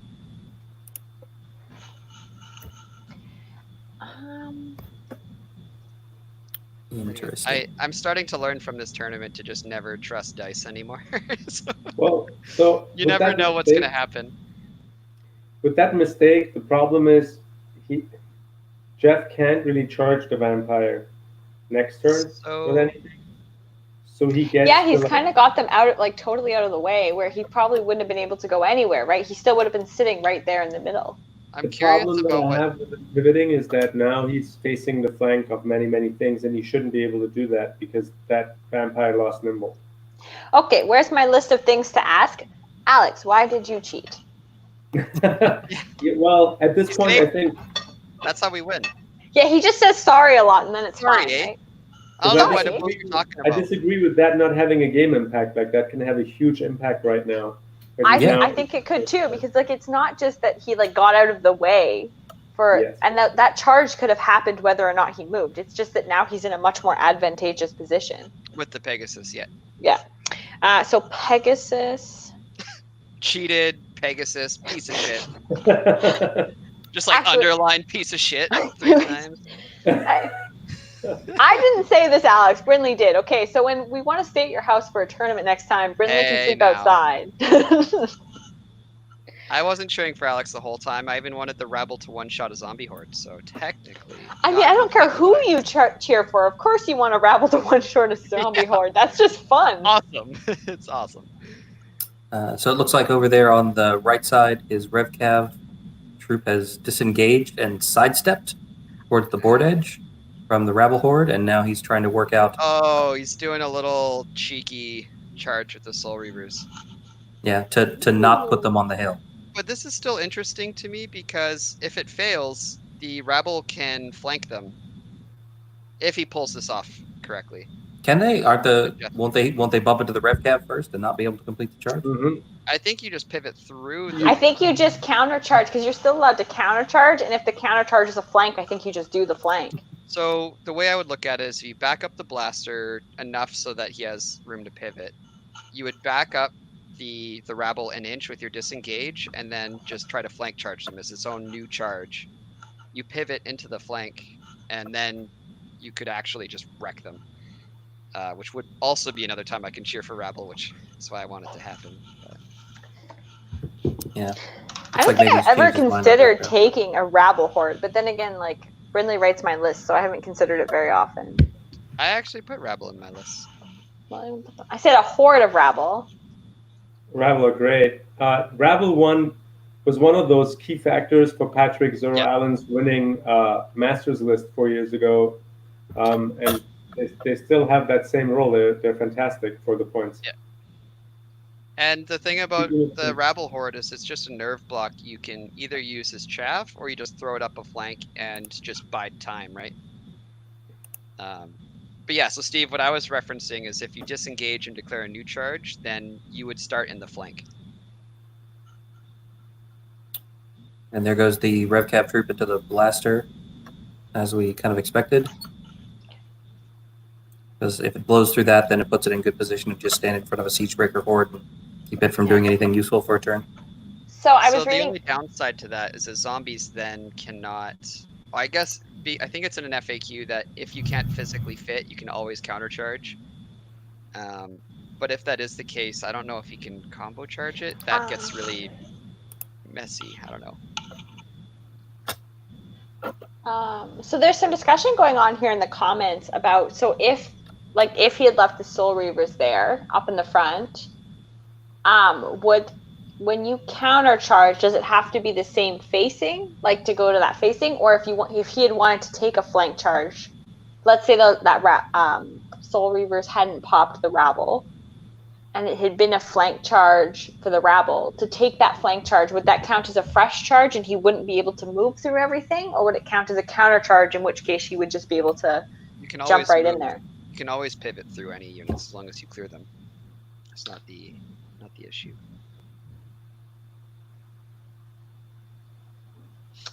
I have my skeptic face on, but I don't know how to really. Yeah, countercharge is always to whatever facing you started in, so it'd be a front. And then okay, no, I think I figured charge, you can get into the flank. I think my head has figured it out. The 2 glasses of wine I've had has not helped. Sorry. So it looks like now Alex is thinking about taking a rear charge with the Soul Reaver infantry into the rabble horde over here. And if he positions his necromancer there off the hill, then the Soul Reavers won't slide up onto the hill and be visible to the Siegebreakers, but still manage to do that rear charge. Still go boom to the rabble. Or not. Alex is trying out a lot of different things here. We're seeing alternate futures, guys. Right. All of the alternate futures. We're not quite seeing the alternate realities we get with Paige, because that's when we're just seeing like a few alternate units, realities. And I just watched Jeremy slowly die inside as he's commentating on it. I'm like, how does Jeremy really die inside? I watched it. It was in his eyes. He had a 1,000-yard stare, and I loved it. Yeah, I think if I were Alex, I'd take my time and make sure I got this turn right. Yeah. As well, because like he had a really good first couple of turns, and against an opponent like Jeff Traish, like when you have him on the back foot, you want to keep the pressure on, and you don't want to get sloppy and make any mistakes. Yeah. Because Jeff still has a lot of stuff on the table. He's still got a lot of tools. He's still got a unit. What were we saying the unit strength was at? They're about even. Yeah, right ogres have a lot of unit strength to throw around, and this is the case where this is around the time of game that Jeff might start be able to turn it around if Alex makes any kind of mistake. And at this level, small mistakes can easily lead to that. Yeah, well, and I mean, and we're talking about there's still 3 hordes of ogres that aren't even in combat or have been touched yet. Yeah, so like, and the they still warrior can do horde work. Isn't something Alex really has to stress about too much, but those siege breakers can do work. That's what, but they're just sitting there in the middle, ready to like get in there and fuck up your face. How he freezes them up this turn is critical, like Mike was saying. So the Rev Cav, if he does do that charge on the blaster right in the middle, blocks one up, because then you've got the hill blocking line of sight on one side, the Cav blocking movement on the other. Alex already knows he's probably going to sweep the left flank soon here.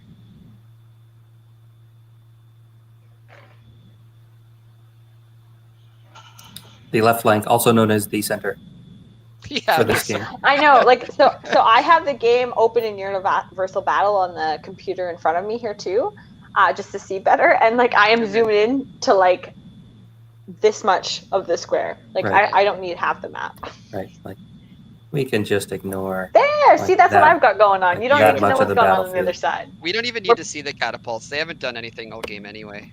No, they haven't done who anything. plays with catapults anyways? I mean, After the first round, they just headed for the showers. They were like, That's our work right. here is done. We're dropping the mic. We're walking off the field. yeah. How do you think this? I feel like it would have been definitely a different game if we had had those chariots to project all that flank in the, all that threat in the middle. Yeah. So Yeah. Dan, I think the other guys are right. You can declare a new charge, and it is the case too where you can be hindered. Countercharge has its own special set of rules.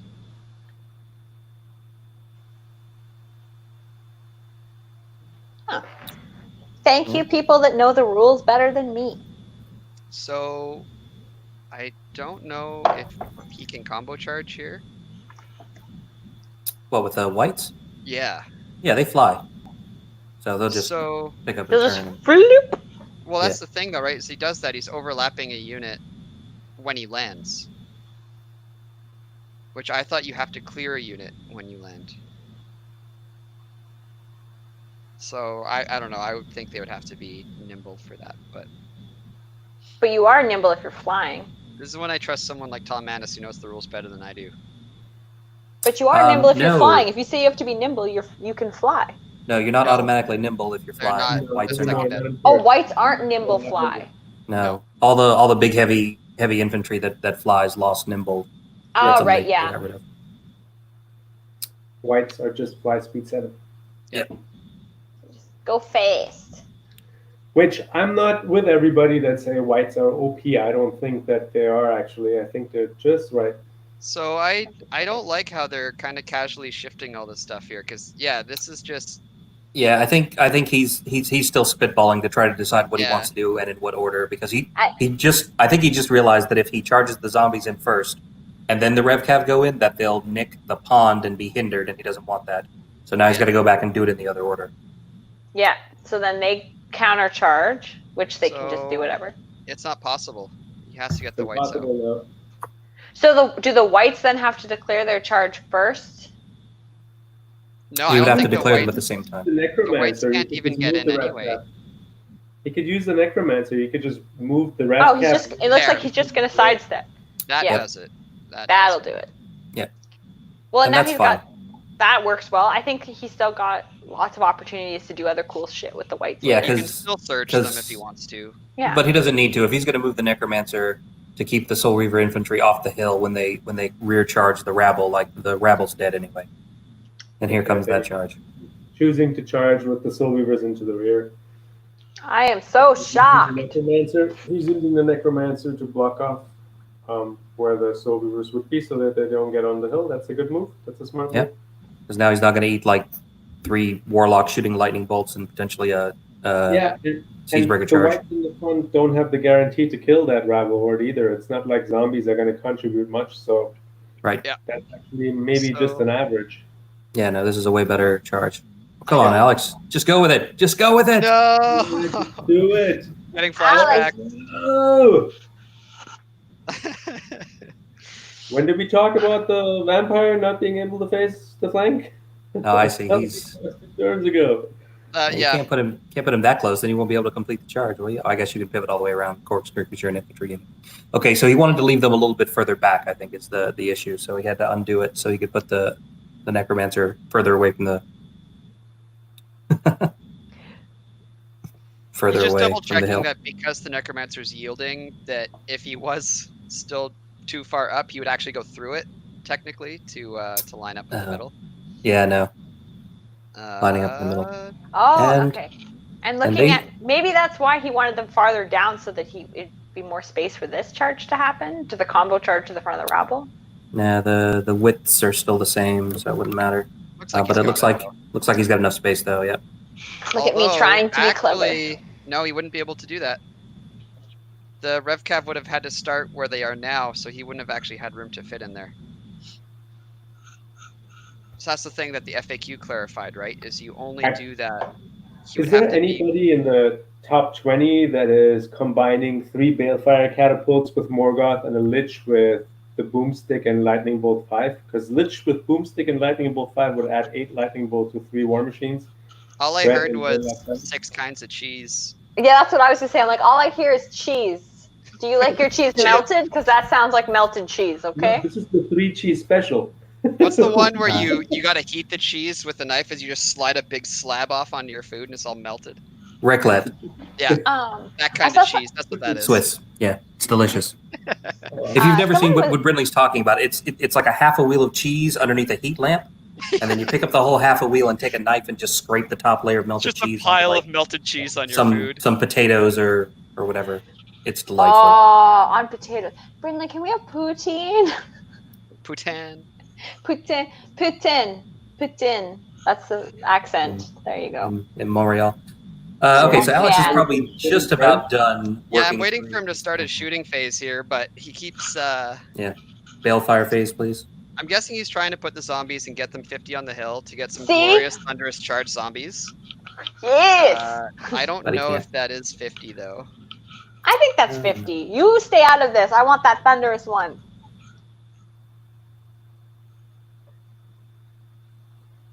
Yeah, there's not really anything close enough for him to charge though, and Jeff is just about out of units on that side. So Yeah. I think at this point, if it were me, I would just move them up, like just Start get them getting- across. Where it matters, right? So he But he starts one moved more up. wasted turn, and then after that he can really do stuff.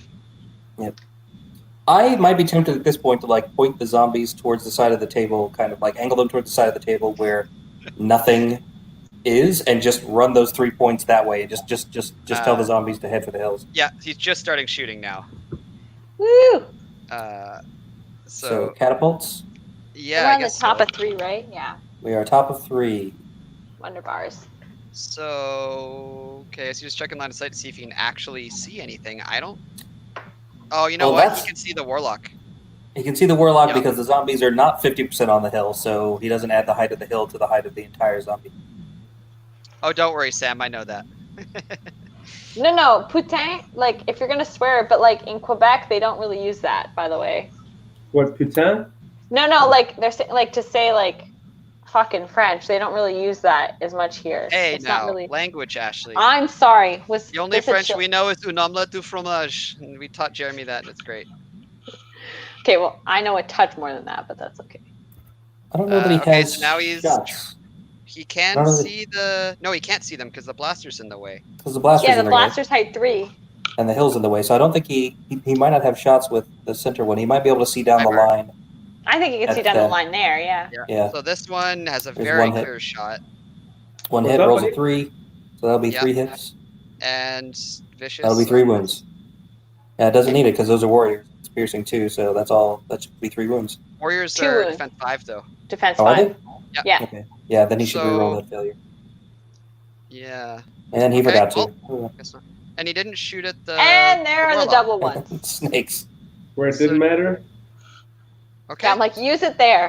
Did I That's what- miss you him know what's shooting always- at the warlock already though, or did he? He missed. Oh, he just didn't hit. Okay, yeah. He sorry. missed, yeah. He rolled it really I know, fast. it's weird. He But- didn't hit? What? What happened? Yeah. Why, his catapults didn't just decimate whatever they tried to attack? Okay, so I guess all he's got left, if anything, is potential surge. But I guess he already rolled nerve, so his shooting phase is over. Yeah, that's all he's really got. Uh, And he doesn't need to search anything. He's got everything in combat that he wants in combat this turn, I think. Yeah.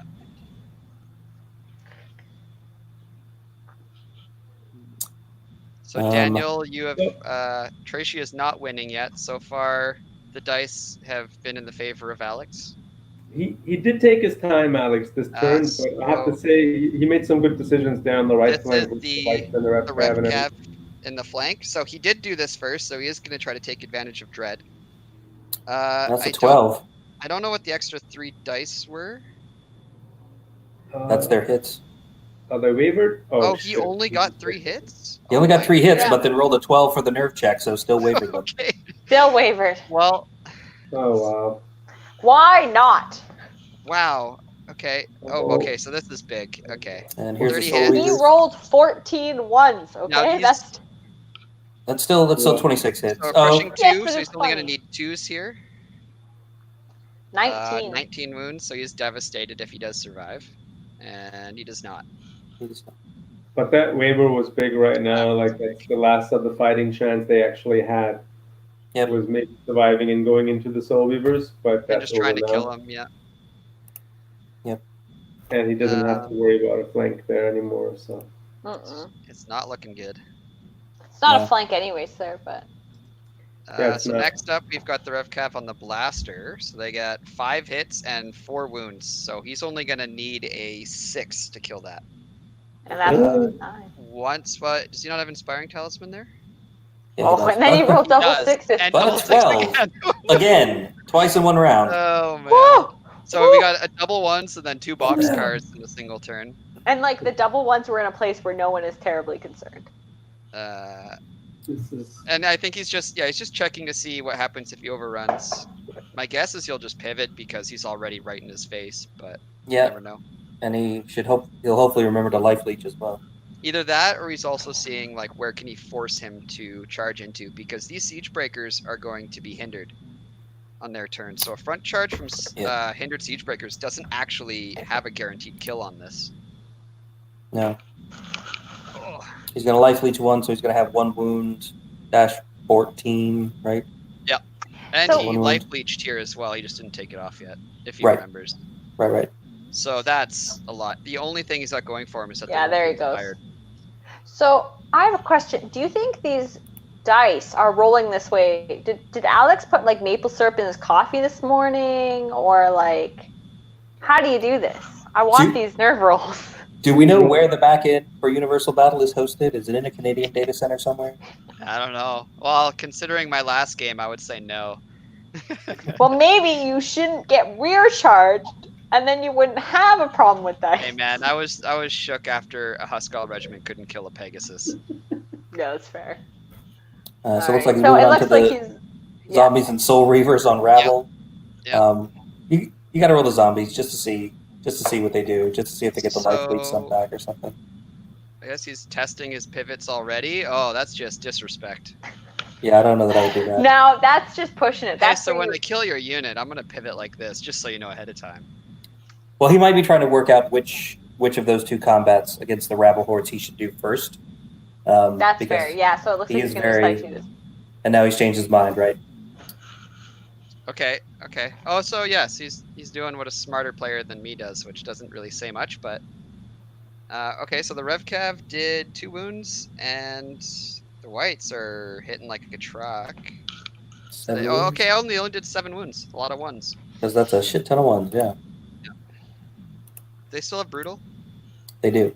Okay. I call that So, UV dice. Counts as 10. So I mean, yeah, we didn't expect necessarily for him to wipe that, but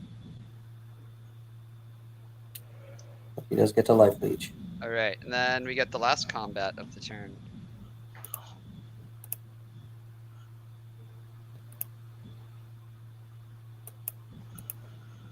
Okay, so this is going to be 5s and 4s. So we got 8 hits and 4 wounds. Good job, zombies. Yeah, it's not bad. That's really good. And then the soul reavers. Nice. Just being disgusting. Because why Ugh. not? So 41 wounds. I mean, it's not bad. It's okay.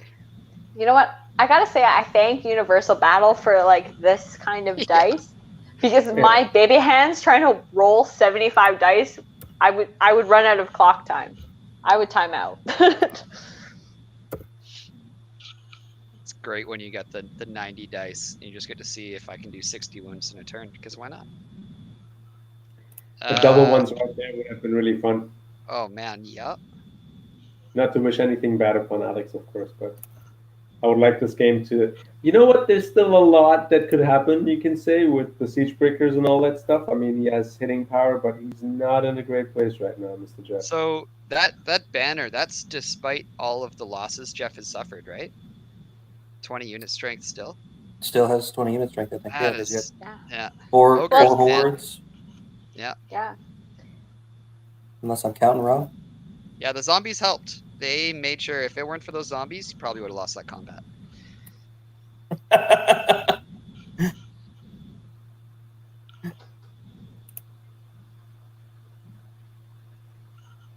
But I think that's what I meant earlier with, I really like the zombies in combination with the Soul Weaver infantry, because they kind of become these big screens that you need to deal with first, and you can't deal with them with chaff. You can't kill a zombie or with chaff. Well, you can still grind him out though. Like the fact that he didn't have a chariot regiment from the start didn't help That him messed very them up much. for sure. Those are always Yeah, the ones that hurt so bad. Like he didn't even get to play with them. They didn't even get to move. They just Yeah. died. Yeah. Very Turn sad. one. Top of Hashtag turn war one. engines. Hashtag my feelings. Okay, they are hurt. Alex trying to figure out how to reposition these Soul Honestly, Reaver I infantry was here. surprised to see that in the undead this edition. I really was surprised to see that the Balefire catapults are the way they are. Just moving to the side. Apparently. But you want to go the other way. Okay, I guess it's because they decided he couldn't actually pivot anywhere. Yeah, because the whites are in the way. Why not just do a pivot and face to the right? Because then at least you can see something, right? Yeah, I don't know. Huh. All right, you do you. Whatever makes you happy, I guess, Alex. All right, coming up on bottom of 3. Yeah. All right. Oh man, I don't envy Jeff in any way right now. Well, he's not getting rear charged at the moment. So my guess is the rabble just hit the whites because that's the only way you can actually get these warriors into combat. Yep. I would actually try to combo charge the blaster into the whites as well if it could see it. I think the goblins were off the hill. But I don't think... Oh, never mind. The blaster couldn't get in anyway. I haven't got a boom yet from the blasters, and it makes me sad. Yeah, I started with 3, and so far both of them have just died. Sad. Just died. Yeah. This is my sad face. That's how blasters are now, though, right? Is that can happen and they can pit her out, whereas in second, no matter what, you're going out with a bang. Hey, Brindle, remember that time we played together and I blew up 3 of your units with 1 blaster? Hey, I never said it went out well. I just said it went out with a bang. No, it felt good for me. I lost a game at Masters because it blew up on my own guys. Yeah. It was me and Brindley played like a friendly game at home, and I charged a blaster in, and I was like, oh, okay, if I get a 6, I'll hit all 3 units. Rolled a 6. And then I rolled like 11 hits back in second ed and like killed 2 units. He was not happy. At that point, I was like, screw it. I mean, at least it was just a friendly between us, but it was still beautiful dice. Beautiful. Okay, so the Warriors should take out those Rev Cav, although you really never know. But I guess this blaster... They already have 4 wounds on him and died. Not sure if there's anything inspiring nearby. Oh no, the Necromancer inspires, but I think the Necromancer is just out of range. He's out. He's just out of range. And so they should do about 6 wounds, so it should be good. But we already saw him roll a nerve roll of a 3 when he needed a 4. So yeah, Jeff has not been having any luck with nerve rolls this game. No, and I feel like Alex's nerve rolls have been like very, very good. In contrast to that, like not even just average, just like in your face good. Welcome back, Rashad. Hello, Rashad. Also, Keith. If your daughter's first words are "fuck" with a French accent, at least she'll sound cultured, you know. Nobody will know what she's saying, and you can literally say, "Excuse my French." Love that. Now I just want to teach my kid, have a kid, and then teach them like French swear words. Oh no, swear words in all different languages. All right, so you're Jeff. This game's not going well for you. It's bottom of turn 3. With what you've got left, what's your top priority this turn? Like, what do you have to get done to get back into this? Hit as many targets as you can and drain life as much as you can. I would put... I don't think the Siege Breakers can actually do anything here but charge those Rev Cav, which really sucks. But how do you kill that which has no life? Right? How does he use drain life on an undead? Well, he drained a ghoul ghast. The ghoul ghast isn't dead yet. That's true. Wouldn't that be That's cool why it worked out so well. Undead aren't good enough, so you couldn't drain life them. Imagine that. That would be cool. Oh my god. Don't tell Dan King. He'll do it. He'll make it happen. Yeah, that's enough ideas out of you, Rashad, okay? Table flip is a good idea, Felix. So I don't know. I think I would go for... I guess you just set up the 1 Siege Breaker unit to hit whatever hammer's coming in. I don't know about just charging 1 in, though, that's hindered, because that might not actually kill that unit, even with Drain Life.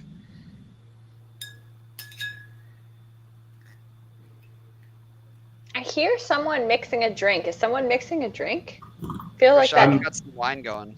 I'm opening up a bottle of wine. Oh, you're like, I think you're frozen on my screen. You're still like in That this is lovely like. stemless glass? Where's Steve Hildry when you need him? I mean, I've moved. Yeah, but 2 fishbowl wine glasses in one podcast episode or whatever, he couldn't handle it. Well, mine have moved. Mine's moved to whiskey because. I wish I had some whiskey. Wine before whiskey. There's no rhyme that covers that in terms of the after effects. That's a hint. That means you're never supposed to do it. So I didn't say I was here to make good decisions. I don't know what he's doing with the other warlock. I think he's getting on the hill so he can just so he can see. Yeah, the one going on a hill for sure. I'm guessing he wants to drain life the. He's out of range of the zombies, so he's either drain lifing the Rev Cav or the Whites. He's not facing the Rev Cav. Oh, you mean the Rev Cav that's fighting the Siege Breakers? Yes. Yeah. Because those Siege Breakers aren't a guaranteed kill in the Rev Cav right now. Yep. So I think he's putting both into them. And then he can put this third one onto the Ghoul Gas to finish him off. The third one back in the pond. And he's got the potential to try damaging the Whites, but I don't think he's got a shot at killing them anyway. No, the Whites are all fresh. I haven't seen any surge action yet. The Ghoul Gas is gonna probably die here to the third Warlock. Yep. You know, at least the Ghoul Ghast has like, it killed a blaster and then just took a bunch of drain life and like took away from other targets.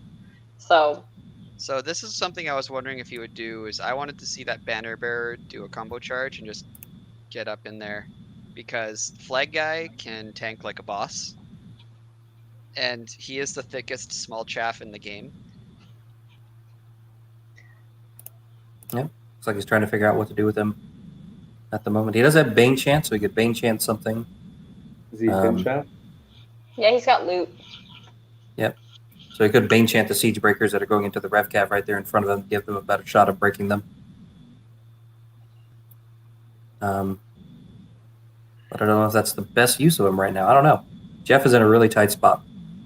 So I'm That's guessing. all I can say. Oh, you know what he might also be doing too that I didn't actually see yet, is I think he might be lightning bolting the Pegasus. All he needs to do is 1 wound and that Pegasus should be gone, and that protects his entire right flank from a lot of what could be really bad times. Yeah, that's true. Yeah, I think he's going to try to rush the right because this is his time to do it. Yeah. The vampire's only 14, 16 and already has 10 wounds, so he puts 1 wound on it and he'll need a 5 twice to get it. Yeah. Which and is Alex does not super- have very much unit strength, right? So I mean, he does. He still has the zombies, the Whites, and 2 Soul Reaver Cav. He's still got 22. Yeah, he's got quite a lot. Jeff hasn't really taken much off at this point.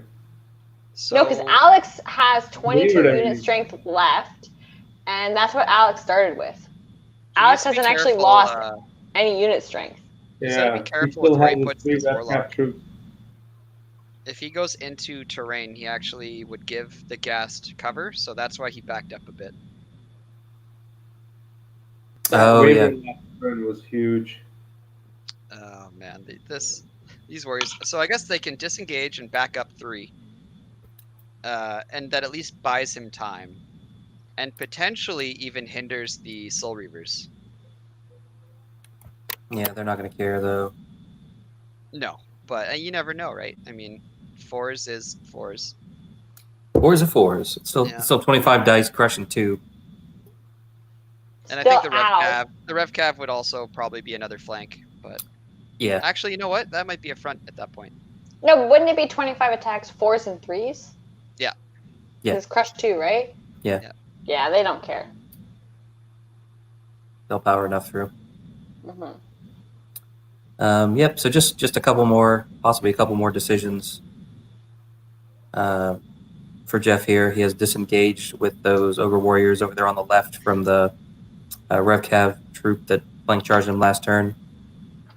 I'm guessing he's just thinking right now. Right.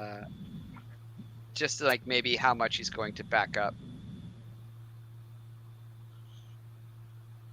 Yeah, I it is feel only. like so much has happened, and I've been like so emotionally involved, and it's the bottom of turn 3. It's only the bottom of turn 3. Yeah. Don't remind me. Right. You would look at the clock and see that like, hey, this cast has been going on for 2 hours and it's only the bottom of turn 3. That must be a boring game. But like, God, they like Alex definitely came out like guns blazing. And we also have the beautiful Rashad to fill any quiet time, so it's great. That's right. Look at that stubble. My goodness. Ooh. permanent 5 o'clock shadow. Even during quarantine. Where How do I everyone just see, has shadow. How do All I right, so see here the company comes controller here. here comes No, I Jeff's see we got shooting some phase. shooting. Okay. Yeah. So he's starting off hitting the Pegasus with. Okay, so the front ones. Well, we won't get cover here. And looks like it's going to be Lightning Bolt 5. Yeah.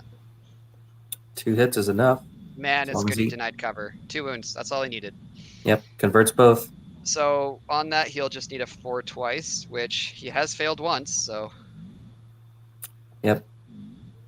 And But I I'm mean, guessing now the other one. you can't throw any other spells there, right? Like you've got to turn your have attention elsewhere. No, you just So gotta lightning rely the on like gas. if So you're this is gonna miss gonna that nerf be check. 4s and 2s.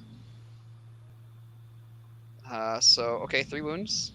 3 wounds there. That should be enough. And that's that should be good. And then the last one, I'm guessing will drain life the Rev Cav. So luckily now, I guess that vampire didn't matter much, right? Hopefully, he rolls the nerf check, right? Right. And I think he would have put both drain lives into the Rev Cav anyway, so it basically just makes it a little bit more risque. Yep. So this will be 6 dice this time. Could be. Actually, oh right, sorry, drain life, 8 dice. Yep. Only 3 hits. 2 wounds isn't bad. 2 wounds is And I not think he's bad. gonna take it off the Warriors if I had to guess. That seems like a good guess. Oh, Oh, no, he's or taking him off off the the board. rabble. Okay. Sure, why not? You do. He you. really wants 2 goblins back. Maybe he's Yes. hoping that those 2 will let them stand up to a white charge. And he's kind of forcing the zombies to want to flank them instead of Yep. hitting the ogres, I guess. Looks like a grenade shot coming up from the blaster on the hill to the wounded So that'll be zombies. 1 hit because he moved.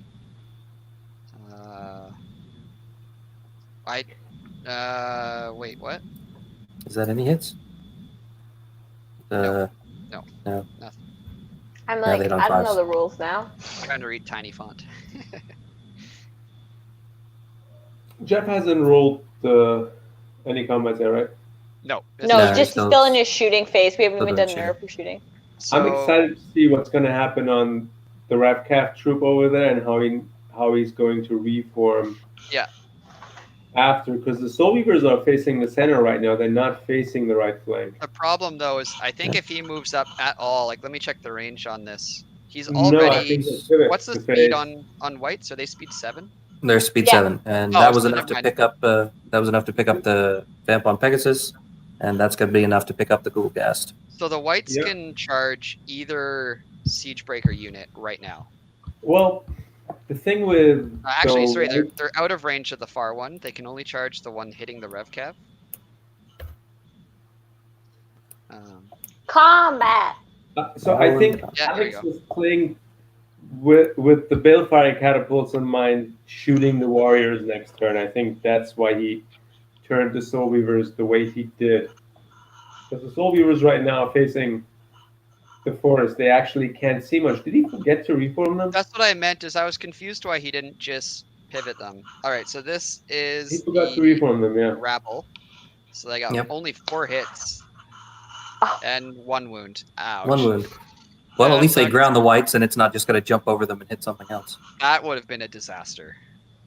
Oh, 25 attacks, no Oh, wounds. that I would would be so cry bad. for him. Mind Someone you- express postman this At the band same of time, beer. I think he wouldn't even want to hop over necessarily. Anyway, so we got. Yeah, not necessarily, but So the takes Warriors- Notson away. This is going to be 3s and 4s. They got 14 hits. I don't even think he'll want the The crocodile. warriors should kill it because they have the Crocodox as well. Let's see if he If he uses needs them. that though, I don't think he wants to use it. I don't know. think That's he a needs that's either. that's a lot of hits. Yeah. He's Yeah. not So, using the Poké Dogs. or you could roll like Oh, that. What Jesus, Yeah. Jeff. the hell? Oh man. Into RevCav, I That's a normally UV would, dice. but let's see, because this is now rerollable Okay, so 8. that is dead. Yeah, he should have used And those there's dogs. no reroll, so he got him anyway. Oh You man, did get him? that was a clutch roll. He desperately needed that. He's got brutal, Yeah. man. Yep. Go That's, brutal. that's a hashtag brutal. Yep. Brutal is one of my favorite rules in the game. Oh, that's right. He did get him, but Oh, he forgot about brutal. he did forget about Rule. Oh no! Oh no! Oh no! Oh, you're an ogre player. What are you doing? Ah! Oh. Or Part of at me this is point, like, He didn't is forget. He sidestepped them. What do you Should mean? we say it? No, No. we What do you can't mean say by anything. he sidestepped them? I think we should consider telling players when they're making mistakes. Well, we've talked about, like, it's hard because, like, what if we miss something, and then, like, it only goes in favor of one person, or yeah. We shouldn't tell them our opinions. We should tell them when they're doing something wrong, I think. But, because it's sort of like... That's It's something that the I benefit of also people agree watching, with, right? but yeah. Oh, he's not an Yeah. ogre I mean, player? it's also hard now because, like, if we start doing it now, then it sucks for the other people where we're Yeah. like, did you have line of sight there? Because that's happened before. I don't actually know for reference what these guys play normally, so sorry, A, if I got that wrong. Oh, fucking sorry, bud. I mean, to be honest with you, I think most of us, when we Alex, do your turn. play a game of Kings, even though the rule system is pretty solid, we probably make, on average, still a mistake per game, right? Like something Oh, that we yeah. And Alex is the and kind we of never guy know too, about, like right? he would let him know if he remembered as well that they had brutal. Yeah, He's not the yeah. kind of guy that would ever. No, there's no I mean, malice have in you any ever- of these things. You just forget about it. Yep. Well, that's like what you said, Rashad. How many times have you played a tournament of Kings, and all of a sudden by like game 4 to 6 at the end of the tournament, and you're like, oh, that's how that works? I've definitely been playing that wrong all weekend. That's happened to Sure. me. Yeah. And you're At like- the Or like- same time, though, Kings is also the game where it doesn't matter. Like you'll be on top tables in huge 40-man GTs, and you'll still have people reminding you that you forgot a roll, or that guy's actually dead, or you have an You extra. would be Brindley if you hadn't dropped your tokens. You would get the top. That's true. That's true. Hey, if I'd actually cheated and had that wild charge, I wouldn't have had to drop them. So next So time I now- gotta cheat better. I have our list of questions talking about the Pegasus engaged on two sides, and then just the word brutal. Oh, there you go. Brutal. It's good that we have Ashley doing this. You got to say, hey, Jeff, RevCav are pretty thick, but they're not that thick. not that thick. They're not that level of Instagram model thick, okay? Yeah, the six wounds and he rolled a 7 would be a 13, but with brutal it should have made it 14. So apparently, it looks like from the chat that like Jeff doesn't normally play ogres. Yeah.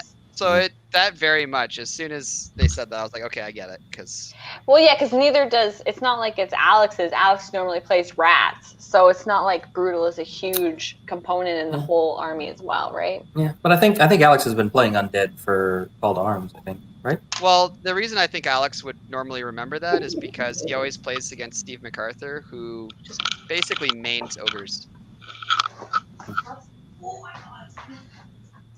Yeah, Dan, you're right. We'll get a hashtag brutal in there.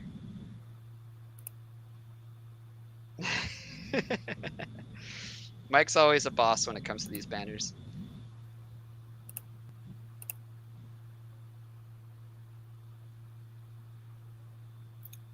We shall see. Yeah, just make a hashtag for every rule in the game. That's just getting excessive. Yeah, that's right. So I'm actually interested now to see that their unit strength is even, though. So Sam is saying he didn't forget about the Soul Weavers. He sidestepped them. I did miss that. Sam just pointed that out. In the No, chat. yeah. So that's what you were talking about. Okay, no. So he sidestepped them, Yeah, but Sam I was pointing saying out the vampires. I expected Alex to pivot them towards facing the right side of the table, because then on this turn he could have actually done something with them.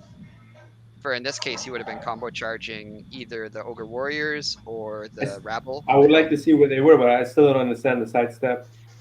Basically, if you imagine he's just 3 inches down, he would have been snug against the Necromancer. I'm saying I don't understand why he did it. Yeah, I don't either. Makes no sense. All right, I so think he Alex has charged the Soul Reavers into the warriors over there on the left and flank charged them with Rev Cav troop again, as we expected. Yeah.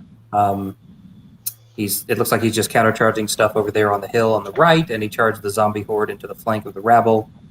And now he's trying to decide what to do next. Like, I mean, you've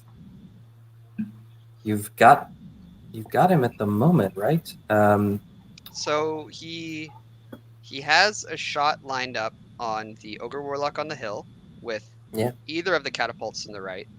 Yep. The middle catapult can see the Siege Breakers or a Warlock. And the far left one can see pretty much anything, I think. Yeah. Or at least the Siege Breaker and Warlock again.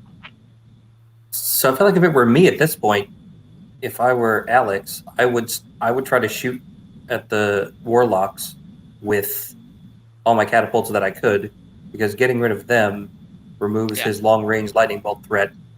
As and well then, as he wants to drain life as out well of as drain here life. because we're starting to see a lot more grind combats at the moment. Yeah. But he's still pretty much got Jeff kind of pinned up in the corner on his side of the table. And they are playing invade. So pretty soon, like in another turn, it's going to be turn 5 and time to think about the scenario, right? Yeah. Well, and I'm looking at it. So invade, it's just you have to be half or more on the other side of the table, right? Yeah. Yeah. Yeah. So I mean, he's already almost completely majority. got a zombie horde on the other side of the table. Like actually, 2 zombie hordes are almost completely on one side. You've already got a Soul Reaver infantry over there and a Rev Cav troop. Well, I don't think it's a question of can either player get across as much as just what's going to be left. I think it's a question of, I think one... Alex has a lot of options to get across, whereas I see a horde of warriors on the left that are going to be dead, and I see 2 siege breaker hordes in the middle that are going to be pinned on their side or dead. Right. Sorry, I'm trying to balance my phone. This is not. And I think that's kind of what I was getting at too. Like if I'm Alex at this point and I can shoot a couple of those warlocks to death with catapults, I don't really need to do anything else other than like push some of the unit strength I have on the left across the line and keep him pinned in. And if the siege breakers come to me, then it's time to surge flank charge with some whites. Yeah. You're right over there, Ashley. I'm using your rocks on your desk to prop my phone up, and it's not going particularly well. So Felix agrees with us that it is majority in the other half of the table. So it's not completely, so it's like... It's not complete. It's just majority. Just majority. You only need majority. Yep, kind of like I suspected. I didn't really think Alex was going to send those whites and that zombie horde in the middle further up because he doesn't really want to engage. He just wants to stand back and shoot. I think this is the left catapult going first, hitting the warlock. Yeah. Yep. And there's a hit. Okay, so 3. That'll be 3, probably 3 wounds. That'll be 3 wounds. 3 wounds, yep. 3 wounds. It's only defense. Warlock's only defense 4, right? Yeah. Yeah. So I didn't even have to re-roll it. No. Historically, the undead were always an army that had to fight against shooting, and now having like such reliance on the catapults. 2 more wounds? Wow. 2 more wounds from the catapults, and this one is going to shoot at the warlock on the hill, which you can see because of a hill. Nothing. I feel like, is it just me, or is it the one on the right that catapult hasn't really been hitting? No, it's been shit all game, I think. Like, it's that one's that's shit. So 2 out of 3, but that one over there is just... And that's a waiver on the warlock in the middle. Why not? Nice. So that's at least one drain life that didn't happen, or lightning bolt that didn't happen. Yeah, because when he starts drain lifing zombies, it's gonna... So he looks like 10 wounds. All right. 10 wounds on the warriors puts them at 12 before the Rev Cav in the flank. Yeah. 5 hits again. Level 1. So those Rev Cav are not doing so great, but they just rely on hot nerve dice. I mean, they wavered them in 1 turn, which was Exactly. so close. They did 2 wounds and box card it. Yep, and a 7 will get them, and that basically sews up the left flank / center of Jeff's army. If your left flank is the center of the board, does it count as a flank? Yeah. Yes, we're gonna go with yes.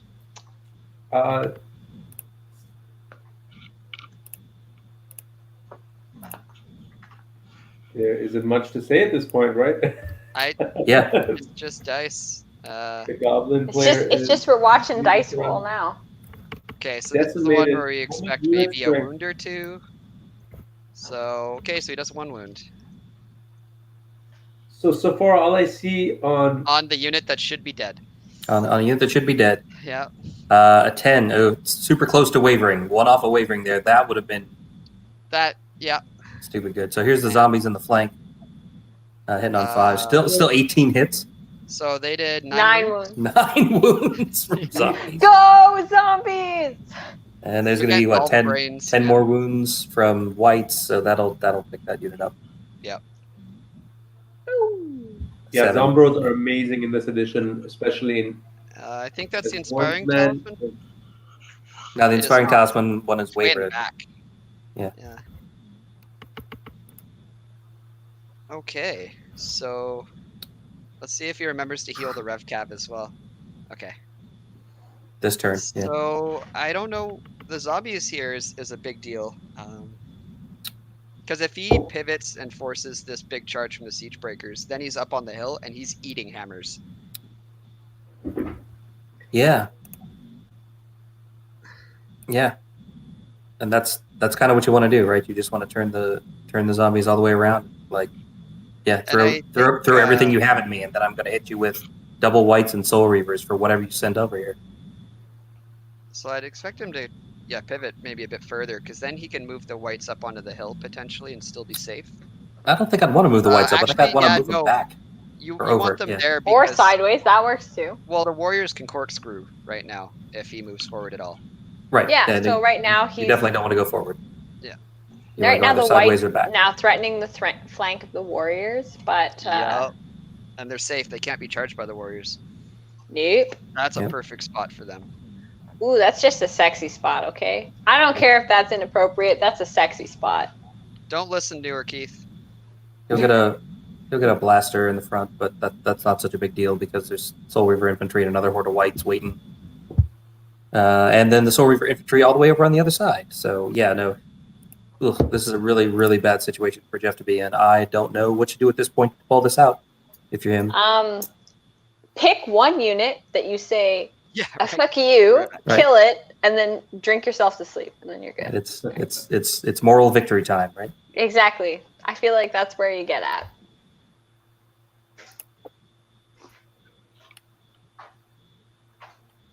Friendly scared me. I didn't realize he left the bedroom.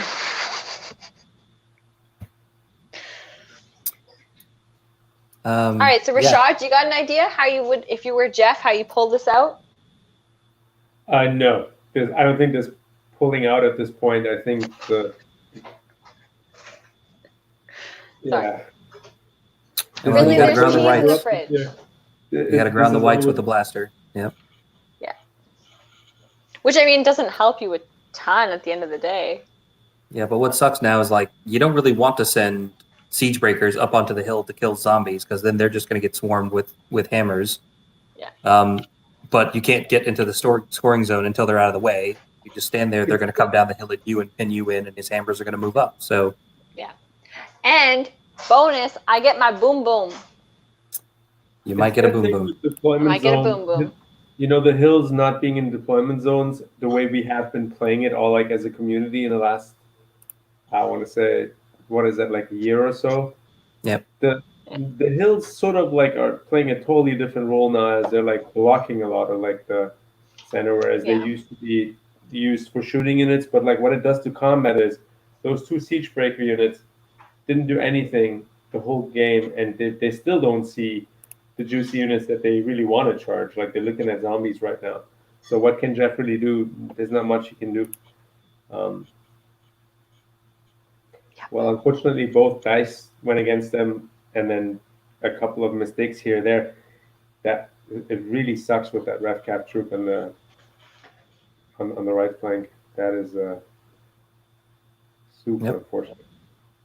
Because it would change how the whites, he Yeah. might have had a charge into the whites. All sorts of things could have happened there, right? Yeah, he would have to change how he repositioned the whites to avoid actually getting flanked by those warriors now. Instead, well, he's going to blaster. We'll see what that blaster does. Jeff is due for some big dice rolls. I'm going to be Team Yeah, is Jeff this in a big way for the entire rest of this match. Is this where, we get to the point where it's the bottom of 3, bottom of 4 region, and we're like, oh, this person's winning, and then all of a sudden just like dice change the whole thing. Just swing. Because that's how UB does. Alex has 3 more shooting turns as well, and there's nothing. That's the other problem, right? The whole game, he gets to shoot with his catapults without anything threatening them. There's nothing that can actually go after them. So that's really problematic. Like, that's why I feel like in this edition, I've been constantly running stuff that even in my games where I'm not playing against catapults, I'm happy to have anti-catapult defense, whatever that is. And I think it kind of became clear after the very first big tournament in the Southeast that they played before Masters. What was that? Siege of Augusta. Siege of Augusta. Siege of Augusta, right? So like it kind of like the videos came out with George, right? And everybody was talking about like the necessity of having things that can shut down war machines. You really need them in this edition. There's a reason why he's running the gas along with the war machines, because now he can focus on shooting the juicy targets while the gas shuts down shooting if he needs to, right? Yeah. You just need you need an interceptor of some sort. And Jeff had Kuzlo, but instead of just running Kuzlo past the end of Alex's line and heading for the war machines, he sent him into the vampire on Pegasus early, and then didn't get the vampire and lost Kuzlo. And I wonder if that's a tactical move here on Alex's part by taking the catapults, because maybe they were not expected, because it's not something he normally takes. We were right at the beginning of the game. We were like, "Oh, this is something Mike would run, right? Like this looks like a lot like what something like what Mike has been running." Yeah, it does. So maybe that was a tactical move. Is this what we have to expect in Mike Atkins' list? This call to arms round 5. You'll just have to wait till tomorrow at 2:30 Eastern to find out. As I have the pleasure of playing Rashad for the first time since Masters Chicago. That's right. We have Steve. Yeah. And I will be back to talk about it too. So it'll be great. You'll get 3 of us back tomorrow. Just going to be in case you missed us. One big undead grind off. I can't wait. So that's what I was saying earlier, though, Rashad, sounds like Jeff never plays ogres normally, but I would think most people, if they ever knew they were going to be matched up against ogres, I would think the first thing they would think to take is artillery and flyers. Yep. So looks like Jeff has moved on to his shooting phase finally. He did decide to double charge with his siege breakers into the zombies on the hill. I guess he's just going all in and hoping that big shields will hold. I want to see this blaster be MVP, though, because I've had it happen for me, and it's so great. That would be amazing. Blaster's one of my favorite units in Kings of War, so I want to see it happen. Because you go, boom! That's right. And that's what you have to do at the table. You have to throw your arms up and do the whole motion, okay? Otherwise, I don't want to be your friend. So I think that's probably lightning against the zombies? With no hits because they have cover? Yeah. Okay, so drain life, 4 hits, and he's gonna need 4s again. So just one. What? Oof. All right, blaster, time to be MVP. Really? Yeah. No. The dice have not been Jeff's friend at any point during this game. And I know in we any said it phase already, though, but those warriors right now being unable to do anything but hit RevCav is just painful to see. Yep. All right, we're moving on to combat for this round. Yeah. Those are painful games when you're just like, well, I had a plan, but then my army just sort of walked forward and stood there and got smacked around and didn't hit back. And because the other mistakes didn't really make much of a difference in the game, but that one. So what you're saying is I should ask, how many goats did you sacrifice to the dice gods before this game, Jeff? That should go on my list. He didn't sacrifice enough goats. That's definitely. He didn't. That's Only the problem, 4 wounds. right? Maybe Alex sacrificed a goose. I would think that would make the nerves. dice gods happy, okay? Fuck the geese. Oh, that's a shame. That is a shame. Only 4 wounds to the whites, but at least they're not flying anywhere, so I guess that's Yeah, something. but they're more than happy to just hit the Warlock or flank the Siege Breakers. Mind you, I don't Yeah. think the Siege Breakers will be facing that way necessarily. If you look at it, the way he put his Warlock, those Siege Breakers aren't going to be able to pivot very much, No, they're not.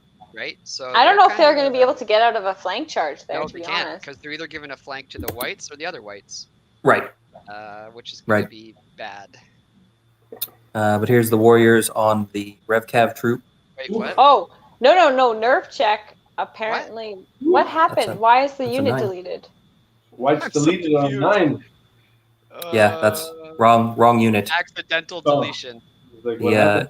He meant to delete the. Yeah, there we go. I was like, RevCav. oh, I picked up a stick. I'm sorry, I touched a stick. I'm like, how did you manage to lose whites? Yeah, I was like, I Definitely don't did not. understand where these extra 18 attacks are coming from. Surprise, I am Dice confused. got hammer. Yeah, there we go. There we go. RevCav troop dead. Not White Horde dead. So I'm going to quickly check the range on the Soul Reavers. They are well within range. 3 seconds. Of Yeah, the Siege yeah, they are. Breakers on the right flank? No, Yeah. Oh, yeah. Of the Warriors Oh, Yeah. and the Siege Basically, Breakers. all They're in range of three, everything. all 3 of Alex's hammers are charging next turn on the right, and I think even the Soul Reavers on the left might be close. Not quite. no. Nah, not they're- even. They're a couple Still, inches though, off. they get to hit a flag guy. So,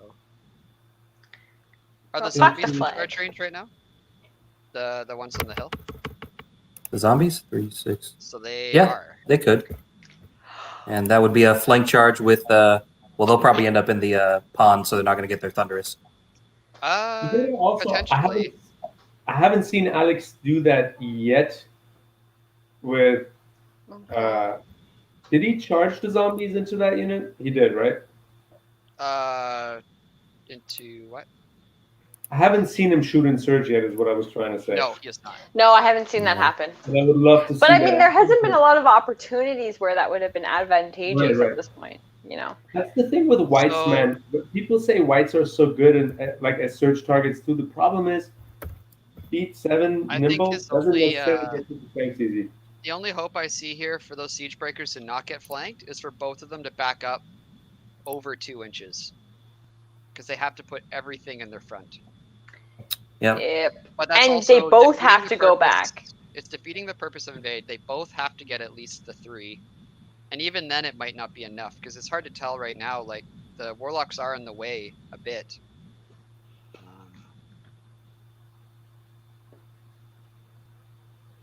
I don't envy him in this decision. Yes. Very hard decision.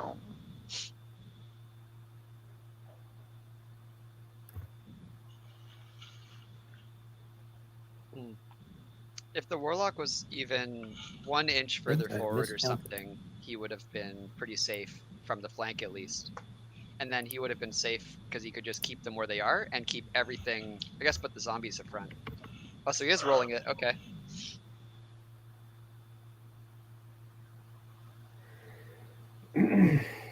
Oh, man.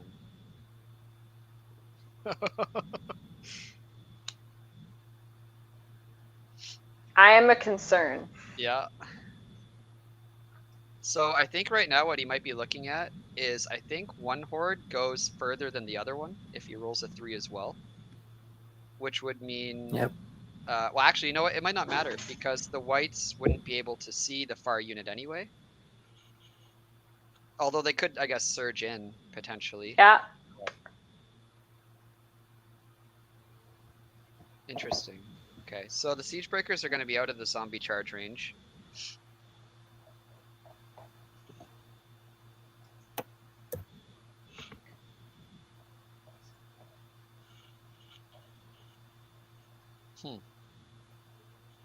Huh.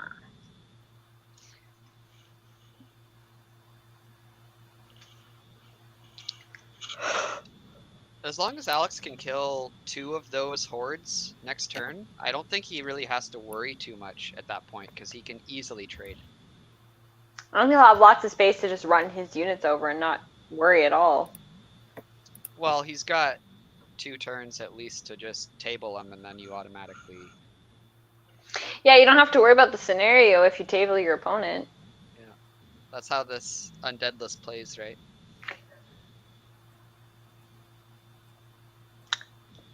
As someone once said to me, you don't have to worry about turn 7 if you table your opponent by turn 5.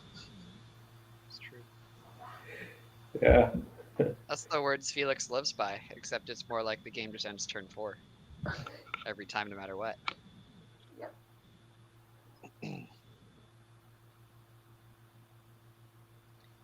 So, what are the purple stars in this case? Do we know what that's for?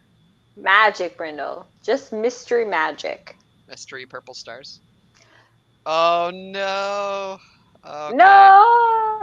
I think he might be a front still. One sec, I'll check on mine.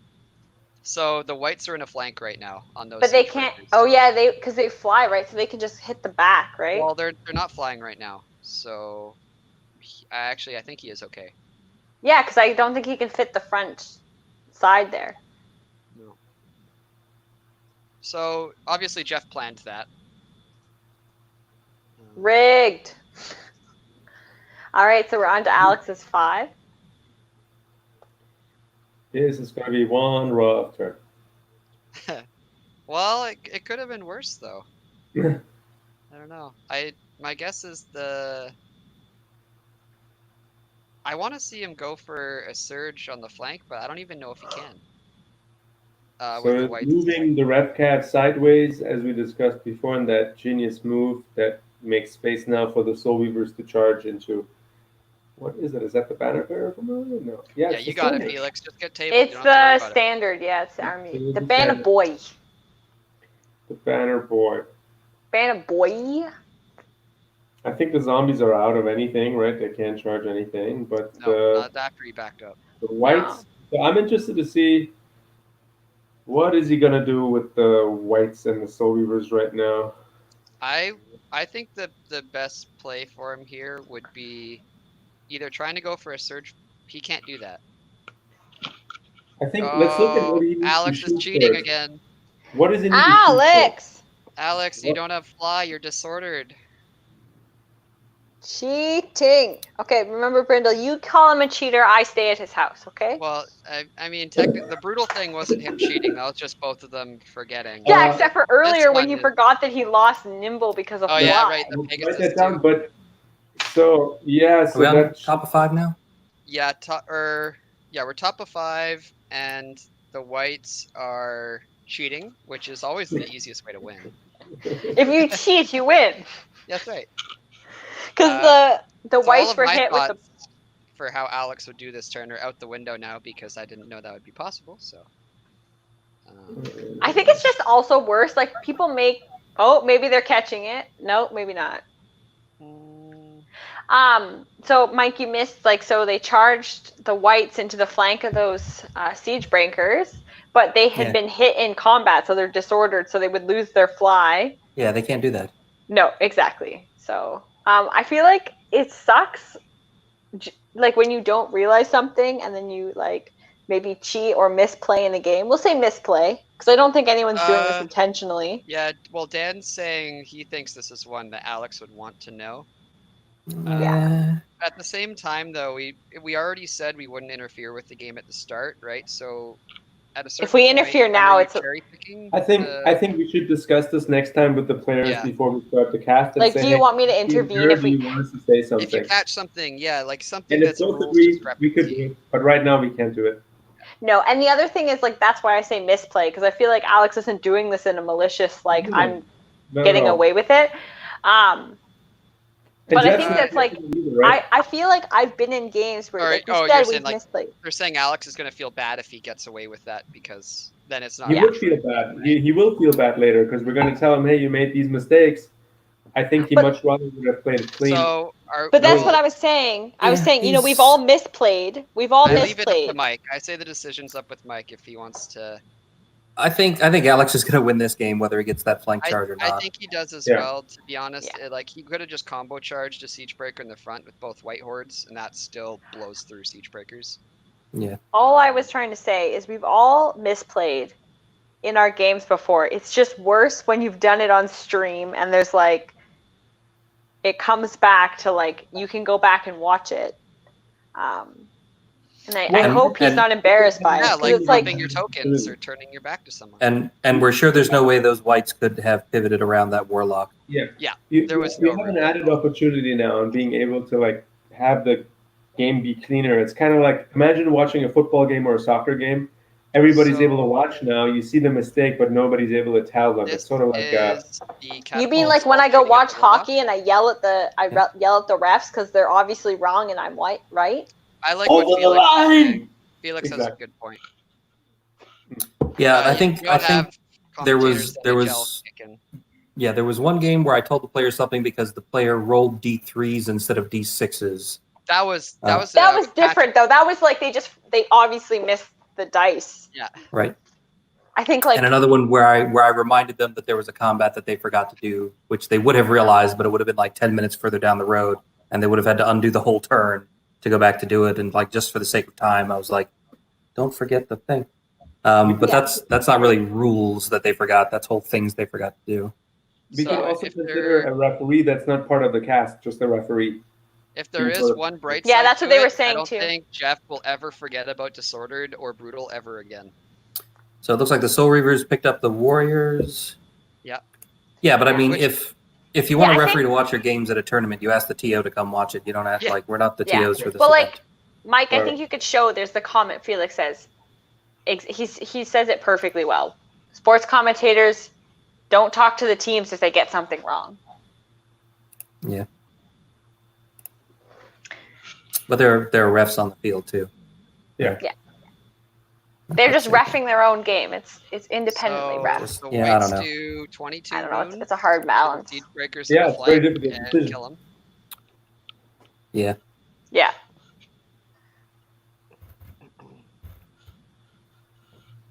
Which, so if we look at it, if you imagine that as having been both whites in the front, they would have killed those siege breakers anyway. Right. Because Yeah, the ones yeah, hitting like- the other siege breaker horde in the front right now, like aside from a ridiculous roll, I don't actually really see anything coming out of it. Like, he's tying him up for a turn, but there's going to be a grind there regardless. Yeah. Alex was winning this game. There's 10 hits. They're gonna wound on 4s, 8 wounds 8. plus brutal. Then 9 like it's Okay, 9. or he could just casually blow through them in the front with one and a unit. 7. That'll waver them. That'll do it, won't it? Well, okay, never mind. I take No? back what I said. What's Yeah, the it'll nerve waver. on Siege Breakers? 15, 17? 17. When you roll like this, who cares, right?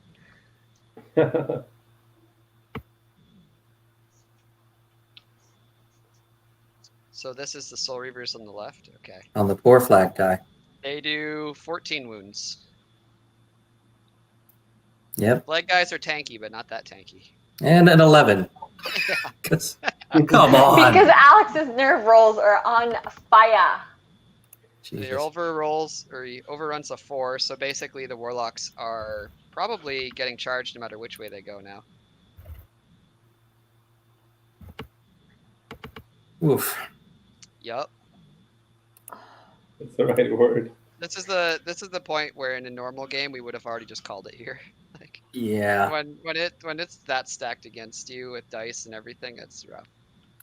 Yeah, so Jeff is down to 4 scoring units, and 3 of them are warlocks. Yeah. Just so run units the right- warlocks just the far evaporate. other way. Just book it. Well, I think he just tries to go for the big kill on these whites. All 3 of them. You've got Yep, just- drain life. What was that? 15? Drain life a lot. 18. Your Drain life Siege 18 in Breakers. total, so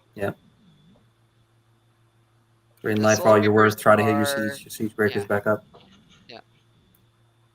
because if the Soul Reavers do a miraculous kill on that unit, then he actually has potential to face them around and still keep going.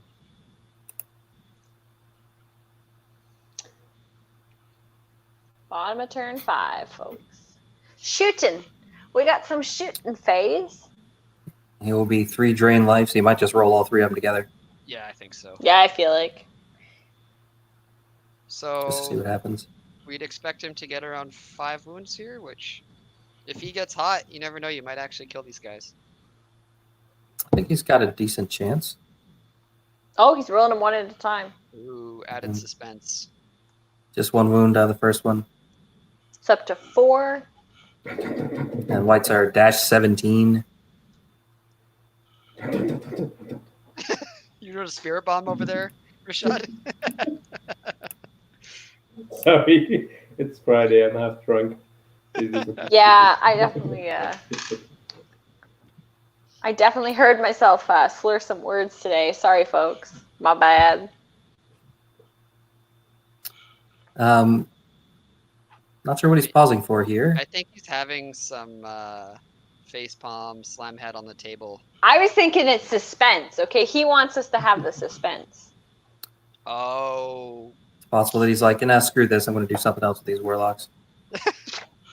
I feel like Alex was like, just go back, man. It's fine. It's fine. By the way, how clutch of a game was that earlier Cal's game? He's in the chat right now as well. Shout out.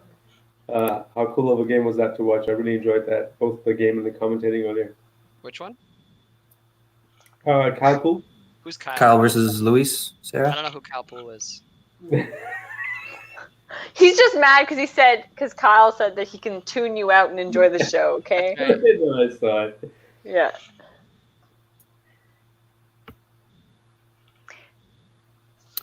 All right. So what are the odds that right now that Jeff has just realized that white horde shouldn't have been able to do that flank charge, and they're trying to figure out if they can reset the whole turn? That's. Oh, I think they just spawned it. No. No. Oh, snap. God, There it is. here we go. There it is. Oh no, Jeff, no. It's I wonder him if do it. someone texted him. Make him yeah, take it I back. wouldn't be surprised if someone was like, "Hey, Alex, you're cheating." I mean, random people wander into your UB rooms and can comment all they want. We're just not. Yeah, we're going to just say not. anything Yeah. You can. Anyone else can. because that's not our. It is not our place. Well, the thing is kind of like, even when you're at a table, right? You have that courtesy usually not to say anything. That's the thing, Yeah, kind of like I an agree. unwritten rule of things, right? And Yeah. that's what we're sort of like keeping up. It's just that when you broadcast things and it's obvious now to like all of a sudden like a big public and you want to see an outcome of it, that's where the question comes up: should you say something or not? It's a little bit different than when people who play an anonymous game at a table, right? So I haven't said Yeah. anything whenever I'm spectating Call to Arms games, but if it's just a casual one, then for sure, because the whole point of casual games is practice, right? Yeah. Is to learn. Oh, actually, yeah, you totally. know what? I always ask though.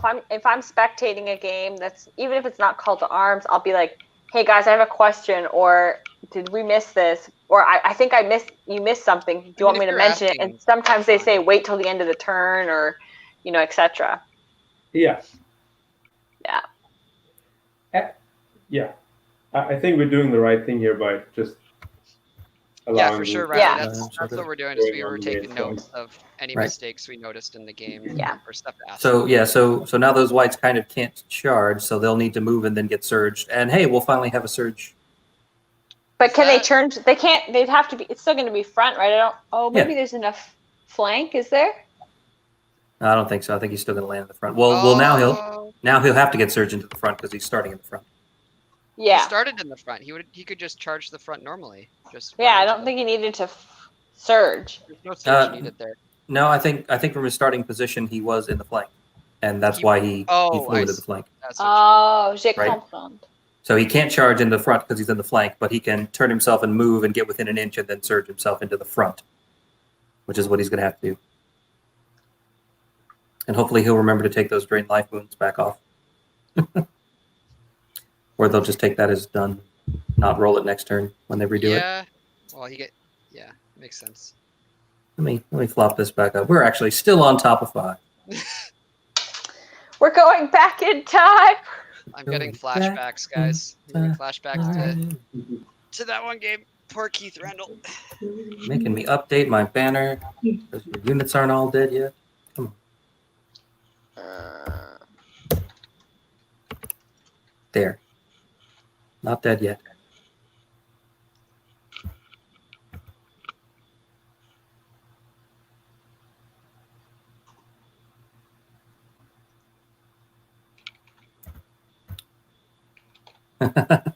Now you got to take the Soul Reavers back too. Okay, what's the over under on how many times Alex has said sorry to Jeff for having done that at this point? I mean, well, he's Canadian, so then add on a reasonable amount, and then they probably have just been saying it on repeat. Sorry. Yeah. Sorry. Sorry. Oh, they're even going back on the Warriors? Oh, right, because he would have done all sorts of different things potentially. Right, depending on whether that charge Oh. actually happened or worked or Because he could have put the Soul Reavers into the Siege Breakers instead. and the Whites into the Warriors, because he doesn't have to surge at that point. Yep. And the way the Whites rolled last turn, they would have killed the Warriors anyway. Because I think Yep. his nerve rolls were like a 9 and an 11 or some bullshit again. Yep. So we will see. We will see what happens. Okay, so they're just saying he could do it. Yeah. Which I think is reasonable. They were in range. Riley, they may be trying for that, but I think the Page game was like, God, 3.5 hours or something? Or Yeah, no. These they're fine. They're doing fine. that was a pretty fast reversal. Yeah, I mean, there wasn't a lot of units left on the table to worry about, though. That is one more back on the table for Jeff.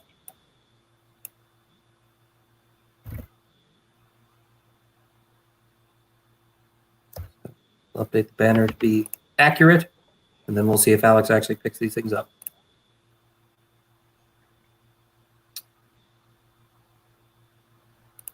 I can just hear Alex. Sorry. Sorry. Sorry. Sorry, eh? Sorry, Sorry. bud. Fucking bud, I didn't mean man. to be such a hoser. Is that I have to ask, have you ever actually heard someone be called a hoser in a serious conversation? Because I haven't. Have you been around me?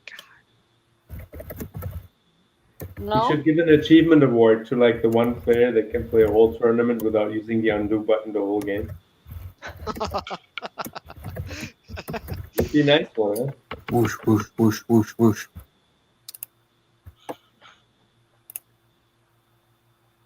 All right. Well, So I'm it's on a glad they waiver? caught it. I know it, like, you know. So that's a waiver on the Warriors, but they're still in it. And now the Okay. Soul Reavers on the Siege Breakers. They'll hit on 3s. They'll wound on 4s. That's still 11 wounds.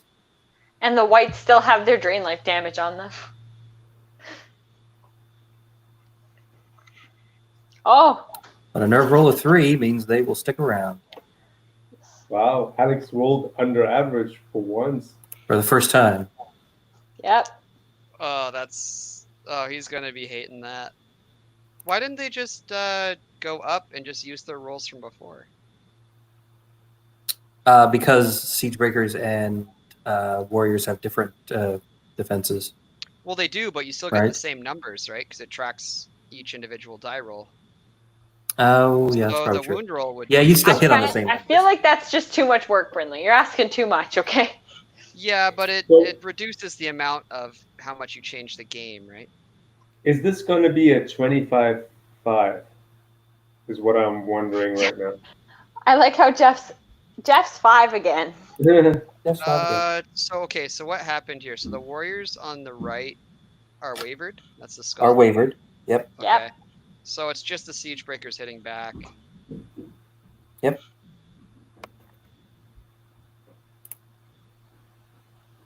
I don't know if I should say, yeah, we didn't want to say anything. Yeah. We know, Alex. We were ahead of you there, bud. Okay, Tom let him know. Oh, is that who did? Well, Tom's a TO, so that's his job. He's the referee. It's not our job. Good job, There we Tom. go, baby. Did good. The universe has a way of unfolding itself in mystery. Although you failed, Tom, because you did it too late. That's fine.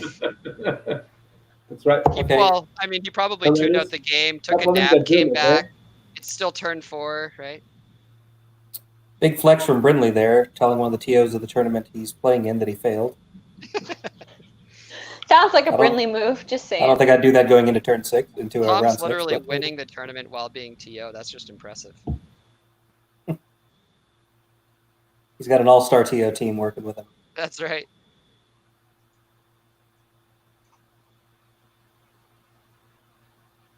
All right, so Jeff's outlook at the bottom of turn 5 here is slightly better than it was the first time they did turn 5, but he's still kind of in a tight spot. He's stuck in a bunch of single combats with hammers that have a lot fewer wounds than he has. He's going to need some big drain life rolls. So what do you do here? Do you like pick one of these hammers to drain life the hell out of to make sure it dies, and heal your stuff up to keep it alive? I mean, that's really your only play, right? Can I ask a question? And you guys can tell me if I'm wrong and bad. Could the Siegebreaker horde with the 6 wounds on it It can corkscrew flank the white horde in the flank? Yes, ma'am. It could. Absolutely. That's why it's kind of a shame that they went back, because I think Alex would have probably elected for a combo charge instead. Huh. Because a I'm combo like, charge. I would knew have something impacted how the it worked. Siegebreakers. That's interesting. Backing all the way up with the Siegebreakers on the left there. You guys sure that unit's the right form factor to Oh yeah. corkscrew charge? Or I guess once he backs up an inch. Yeah, he could still back up an inch and then make that, right? And then That's pivot pretty and easy not for large land on the infantry. Soul Reavers. The hardest unit to do the corkscrew with is large cav. Right. Yeah. Yeah, I forgot about the disengage inch that you get. Oh, maybe not. We're discussing. No, he's probably checking to see if he needs to get the other ones out of the way or something like that. Maybe like he'll All he has to probably do still is back up Felix, and then he can see it. Can they see the flank? Yeah, because Soul Reaver infantry are shorter than they are. And you can always redraw line of sight once you've disengaged. Yeah. And they are on the hill, so they're taller than anything else on the table. Yeah. Yeah, he doesn't even have to back up the other Siegebreakers to do this. Right. But No. I think the reason he undid that is because he doesn't want the Soul Reaver infantry hitting them. The ones on the left. Sure. Yeah, he's trying to hide these Siegebreakers behind this Warlock in the pond And here I from those think- Soul Reaver infantry. My guess is the Rev Cav can actually still hit them regardless. Yeah, because they're far enough over. But like But hindered Rev still, Cav in the flank, if you do your drain life and you use it to try to heal that unit back up, then you survive. Yeah. You at least keep the unit around for a turn. Like they're not scoring.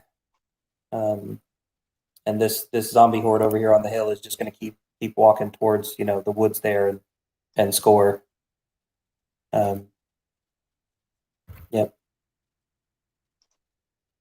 That other horde of whites is a serious problem. So, but they do have 3 wounds on him, so maybe he'll be trying to drain life it. I think he's drain lifing with both Warlocks into them. Yeah, if they can see. I'm not sure the go other one is for all the way up on the hill. Yeah. His unit. Yeah, okay, his later points on the hill. Yep. Yeah. They'll probably see drain life on those whites facing the warriors on the right. This time around, because all 3 hordes survived this time, he gets more dice. Drain life 16. Yep. So that's 3 wounds on the first warlock onto the whites.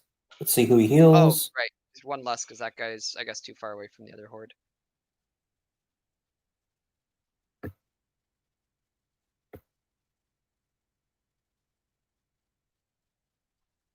Not sure what he's doing there. I guess he's letting him go back to disengage again. Yeah. Well, that horde was. Didn't he waver them? He did. So all he did was disengage. Right. Yeah. So another 3 wounds puts him to 9. So that might actually kill this unit now. And the Necromancer is too far away to inspire them. Yeah, but he didn't heal anything. And that was drain life, right? He's doing it now. Okay, there. Okay. Yeah. Now he's healed the one in the middle. And probably going to do another drain life on the Soul Reaver infantry over on the left to heal the Siegebreakers behind them. That's 5 hits and 3 wounds. Doesn't really put them in any serious danger. I guess you could waver them on an 11. Yeah. But that does take 3 wounds off your Siegebreakers at least. They're 15, 17, aren't they? Need a 12. Was it 15, 17 or 14, 16? Oh, yeah, no, I think you're right. Yeah, I think you're right. I think they're 15, 17. Yeah, they are. I'm thinking about the individual vampires of 14, 16. Yeah. All right, nerve checks. On the whites, kind of a big one. They got 9 wounds on them. They're -17, so he needs an 8. That's a 6. Ooh, Not so okay. much. So that will not get That them. was probably the last really, really big roll. There's an 11 against the Soul Reaver Infantry, one short of a waiver. Good thing they're 15-17, right? Very good thing they're 15-17, right? Otherwise, they'd be standing there. All right. Which isn't the worst place for them anyways. They're still on the half of the board that scores. So Yeah, this'll they're fine. be bad. This will be bad. Yep. There's going to be Siege Breakers in the flank hitting on, 3, so 28 hits. Oh my Whites god. are defense that's a lot of 5, hits. so he'll be looking for 4s, I think. Siege Breakers are crushing 1. Yeah, 2. Crushing 2. Crushing 2. So 3s. 19 wounds. So that is devastating. Ow! That'll be Snakes twice. Oh, hello, Rashad. Drum roll. And that takes them off. Boom. Not a lot of things survive Siege Breakers in the flank. Nope. So I guess what I did note here, though, is that he didn't actually take any wounds off of the back Siege Breakers. Hmm. So the Revcav might actually be able to take them out. All right, guys, the moment we've all been waiting for. Alex's turn 6. Alright, I will see you guys in 20 minutes. Sure.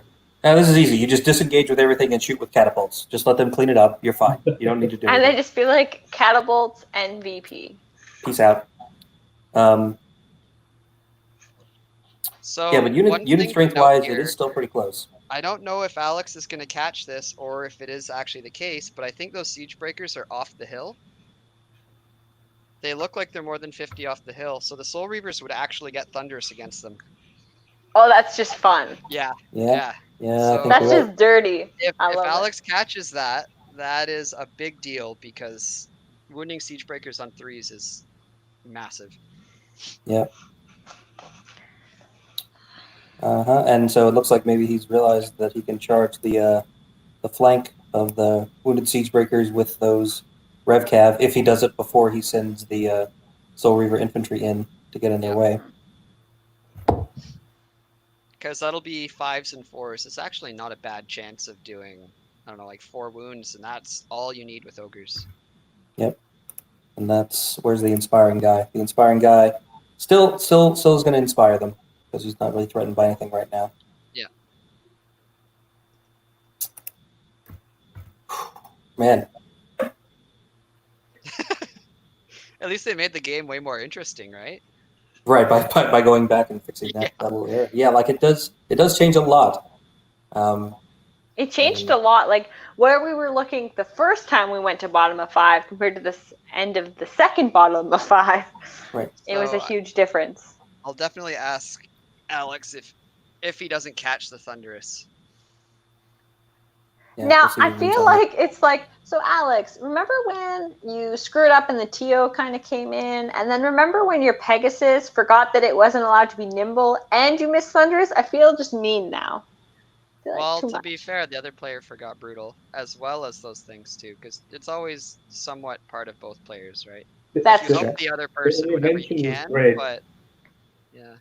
I feel like the Thunderous, too, is something that, like, a lot of people might miss in Most this mistakes case. people don't mean to make, right? So This turned into a bigger tournament than we thought it would be, right? So this is like such a big tournament now that it's important that what's happening at the top tables is sort of like TO'd. And I think we should maybe, not us as casters, but like the TOs should consider just refereeing the games going forward that are at the top 10 like table. the top 3 tables or something. Just referee them, because just have a person watching, not telling them when they're doing something bad, telling them when they're doing something wrong.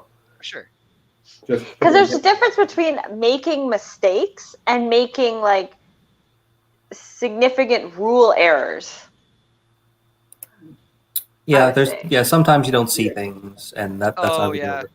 yeah, because I just read Riley's comment too. He's had a good point of like, if Alex does forget the TC, does Tom correct him here as well? So it looks like his catapults came up short, shooting at the Warlock on the hill. Well, And they now did what he's they moving on needed top. to in the first half of the game. Right. Like I said, they could have dropped the mic after the first turn and walked off the field and would have been fine.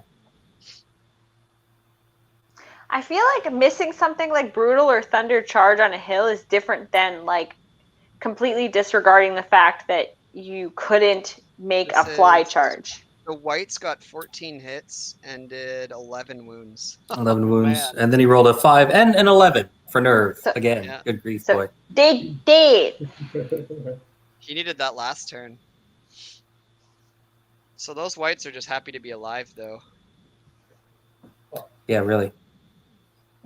I don't know that they'll live through another round of life draining. So I'm Um, curious about why he's going forwards. My guess is to maybe To- try to minimize the impact of drain life. I No, think to he's trying to score. get across the center. Oh, In case sorry. it's- Yeah, it is turn 6. True. Yep. Picking up some more sweet, sweet victory points. I don't think he's across half though yet. I don't know. Okay, so the Soul Reavers did. Let's see how many he counted here. So he did 12. Well, So he counted Thunderous. He did Okay. count And Thunderous, that otherwise it would allowed have been him 7. to kill them. Just he needed Yeah, that- exactly 5. That gave him another 5 wounds. Good grief. Damn. And then Damn so nasty. Oh, and he just overran. He didn't give a shit. Okay. Yep.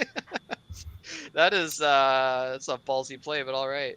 Yep. So What? here's the what happened? He hindered- overran with the Soul Reavers? Yeah, he yeah. overran. So here's the Rev Cab in the flank, got 7 hits and did 3 wounds Yeah, and a and a 5. 5. So 8, 11, 16 wavered. That'll waver them. Alex knew that would happen. That's why he didn't care about the overrun. That's right. Did that one first. Yeah. I think I would have done the Rev Cab first, but that's just Oh me. yeah. Oh yeah. Just for like the anxiety. Oh my relief. goodness. That was a huge risk. I'm guessing Alex Uh, noticed the mistake as soon as he did it, though. Oh, I and think double the- sixes. They're hindered, so they were hitting on 4s, and then 14 wounds. So they Yeah. And then they Still- did double sixes. So who cares? Still enough. That is That is enough. Alex and his rolling over 10s for nerve checks this game. right. This is like the third double 6 he has, right? Yeah. At least. Yeah, 1 double 1, 3 double 6s. And he's rolled plenty of 11s and 10s too. Oh, There's just nothing that you can do about that, man. What can men do against such reckless hate? hey, Mike, someone was just saying, considering how they're zoomed in, it kind of looks hard to tell where people are in consideration. Do you mind just zooming out for a sec so people can see where we're at in the bigger picture of the game? Sure. There, guys. If anyone's looking, this is what... Yeah. Most of This this is game the was little played on corner a where 2x2. it's zoomed in.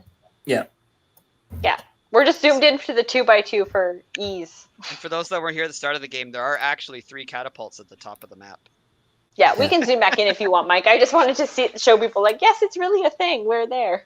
Sure. And at this point, it does kind of matter what units are all the way, or at least majority across the table. And they do have a 24-inch ruler out It there. looks like he's not Yeah. across.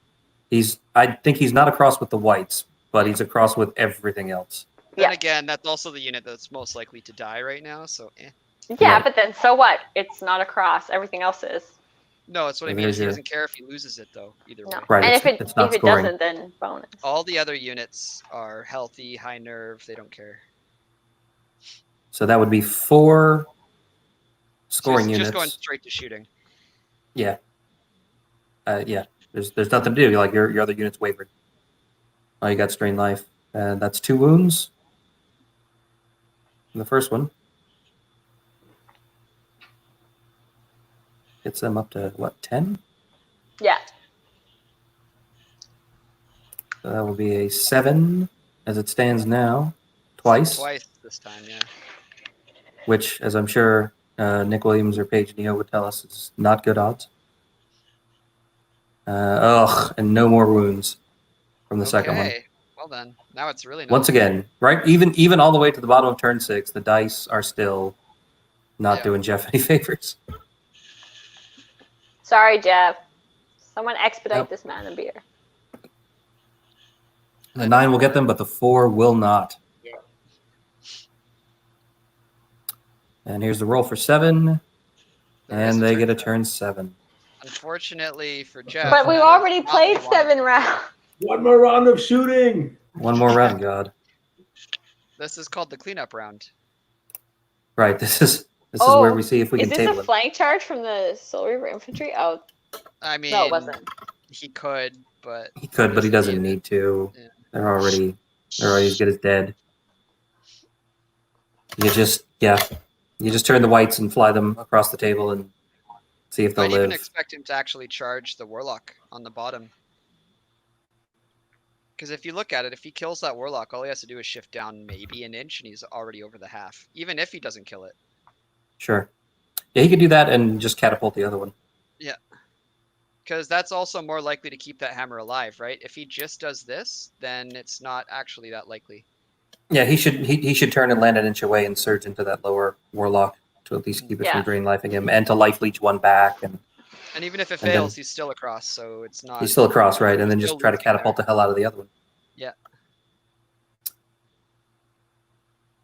But maybe at this point, Alex is just like, that's okay. Yeah. He knows the catapults are all going to hit anyway, so who cares? Right. Well, yeah.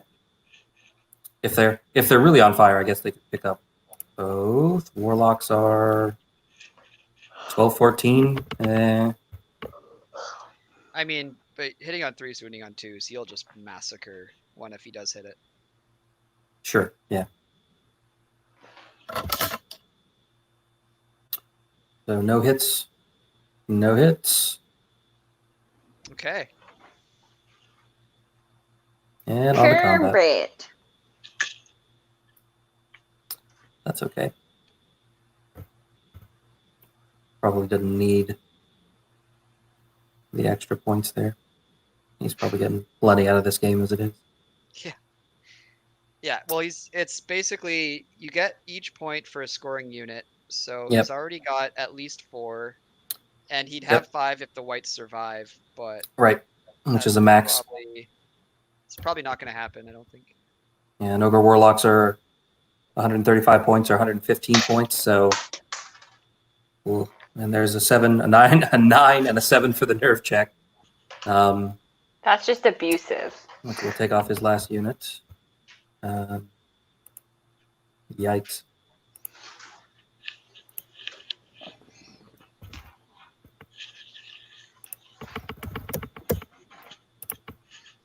And that will take us to the bottom of turn 7. So I guess, yeah, you try to drain life those whites for the points, because there's really nothing else for you to do. Yeah, step over the line, so you're at least getting 2 bonus points out, which he's done. Yeah, make sure you're all the way over. Make sure you're within 6. Try to kill him. Try to take a couple points away. Try to get another bonus point for yourself for picking up whites, because they're pretty pricey. Yeah, what, 260? Yeah, on the dot. Also, just sort of a moral victory at this point. Like, I killed all the whites. Yeah, it's like those are really difficult units normally to take out at dash 17 defense, but nice to see you got some sort of a success. And I mean, with Drain Life 10, it's still not even guaranteed. I feel like it's very funny that there is a horde of zombies that have no wounds on them. So 6 twice. Oh, drum roll again. This like combination of having a lot of shooting and also having a lot of there he goes. Life leech. So strong. That'll get him. So did we never see Alex use Surge once this game? No. Okay. I don't think he did. He could have there at the end, and it may have saved him. Saved his whites. Yeah. But it looks like didn't really need it. It's gonna be like a 24-8 maybe 24-9. Yeah, 24-8 or 9, something like that. Oof. So that was ugly. That was. There, Ashley. Now you can see the puppy. What? There you go. Why am I? No, see, you don't get it. Rashad, for my screen, has been frozen in the exact same position for like an hour and a half. He's just chilling in this chair like this. And legit has not moved for an hour and a half or so. You just thought he had like a mad poker face going on? No, I realized he was frozen, but I was like, at first I was a little worried he had a stroke, but here we are. So All right. So that game, what we had big shots out of the catapults early on to take out the chariots, and then just monstrous nerve rolls from Alex all the way through, and just dice disappointments for Jeff pretty much all the way through. Like yeah.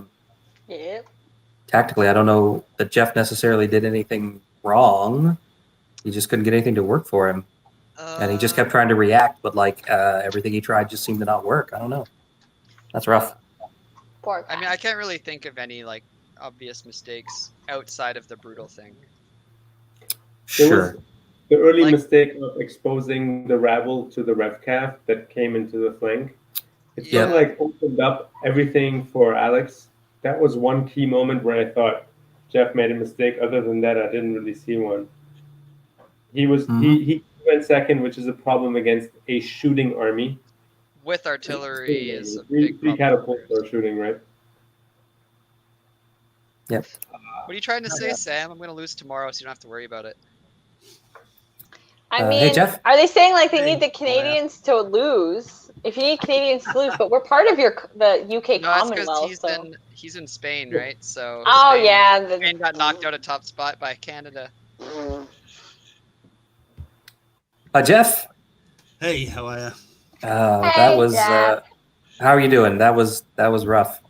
that was the thing. Oh, well, it happens. You got to have a redeeming ray of hope with that correction. Yes, I did. It was a redeeming ray of hope for a minute. And then it got dashed immediately by another waiver, and you're like, oh, okay. That's what I said to Alex. I said, these waivers are killing me. But Man, that's why like I can't play ogres right now because I feel like against artillery I'm helpless, and then the waivers just ruin you, right? yeah, they do push you back. But you take that risk. They've got other strengths. Yep. To cover up for it. So Yeah, you had a lot of unit strength even going into like turn 5. yeah. I still had possibilities right up, even though I was losing the game continually. I still saw that chance of getting out of it if things could turn a little bit. Yep. But they didn't. So Yeah, the dice definitely did you no favors, and Alex was rolling super hot nerve rolls, like Yes. 12s, 11s, 10s, just coming out left and right. Were you Yeah. like, sorry, Good Alex? rolls or- early. Yeah, I was gonna ask you, Alex, how many goats did you sacrifice to the dice gods? I think I've been saving them up. If you paid attention to my dice in 2019, I think that's just like the karma coming up for this game because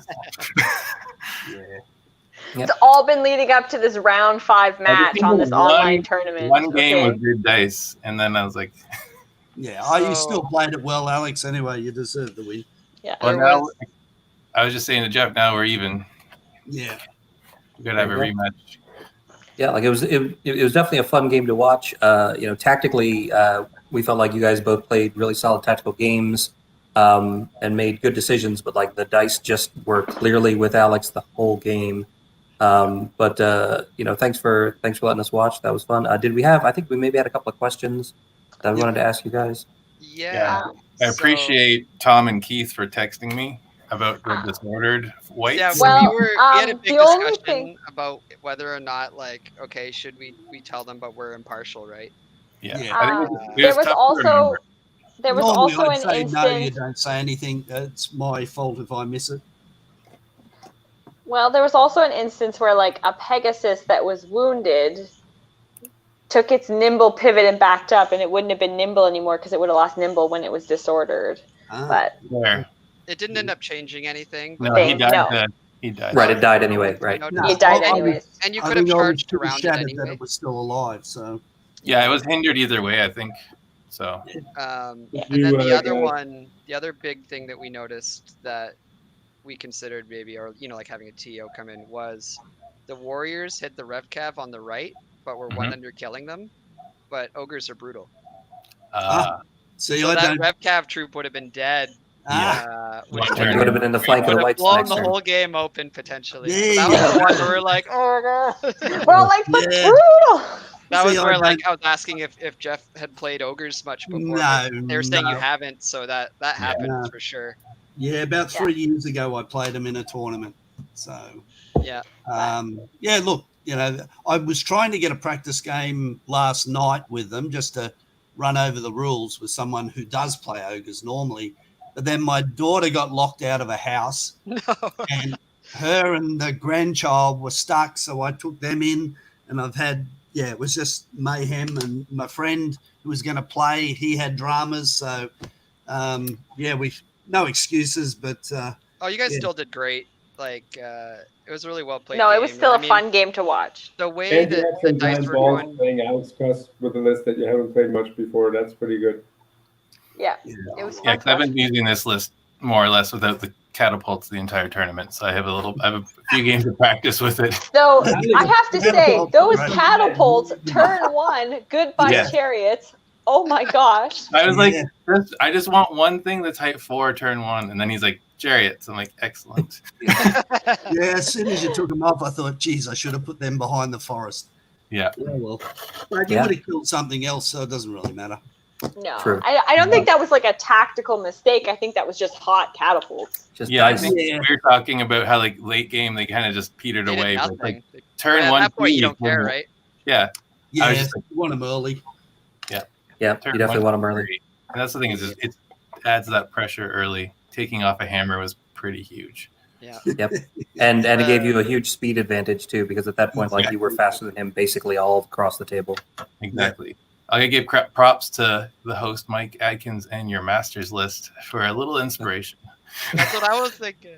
I knew They've it. been saying this whole time. It's like, this looks like one of your lists, Mike. And I was like, yeah, it does kind of. Looks pretty good. I think it'll do Mike's well. like, I see the copyright, Yeah. We're asking how cheesy it is. Mike's like, I don't know, guys. It's looking pretty It's thematic. perfectly balanced. It's a Totally combined fine. arms undead list. Undead No, are totally fine, people. Yeah. Mm. We were saying they need a buff. They shouldn't be affected by Drain Life because they're undead already. That's true. It- That was did super. the Drain Life was most super work, right? effective.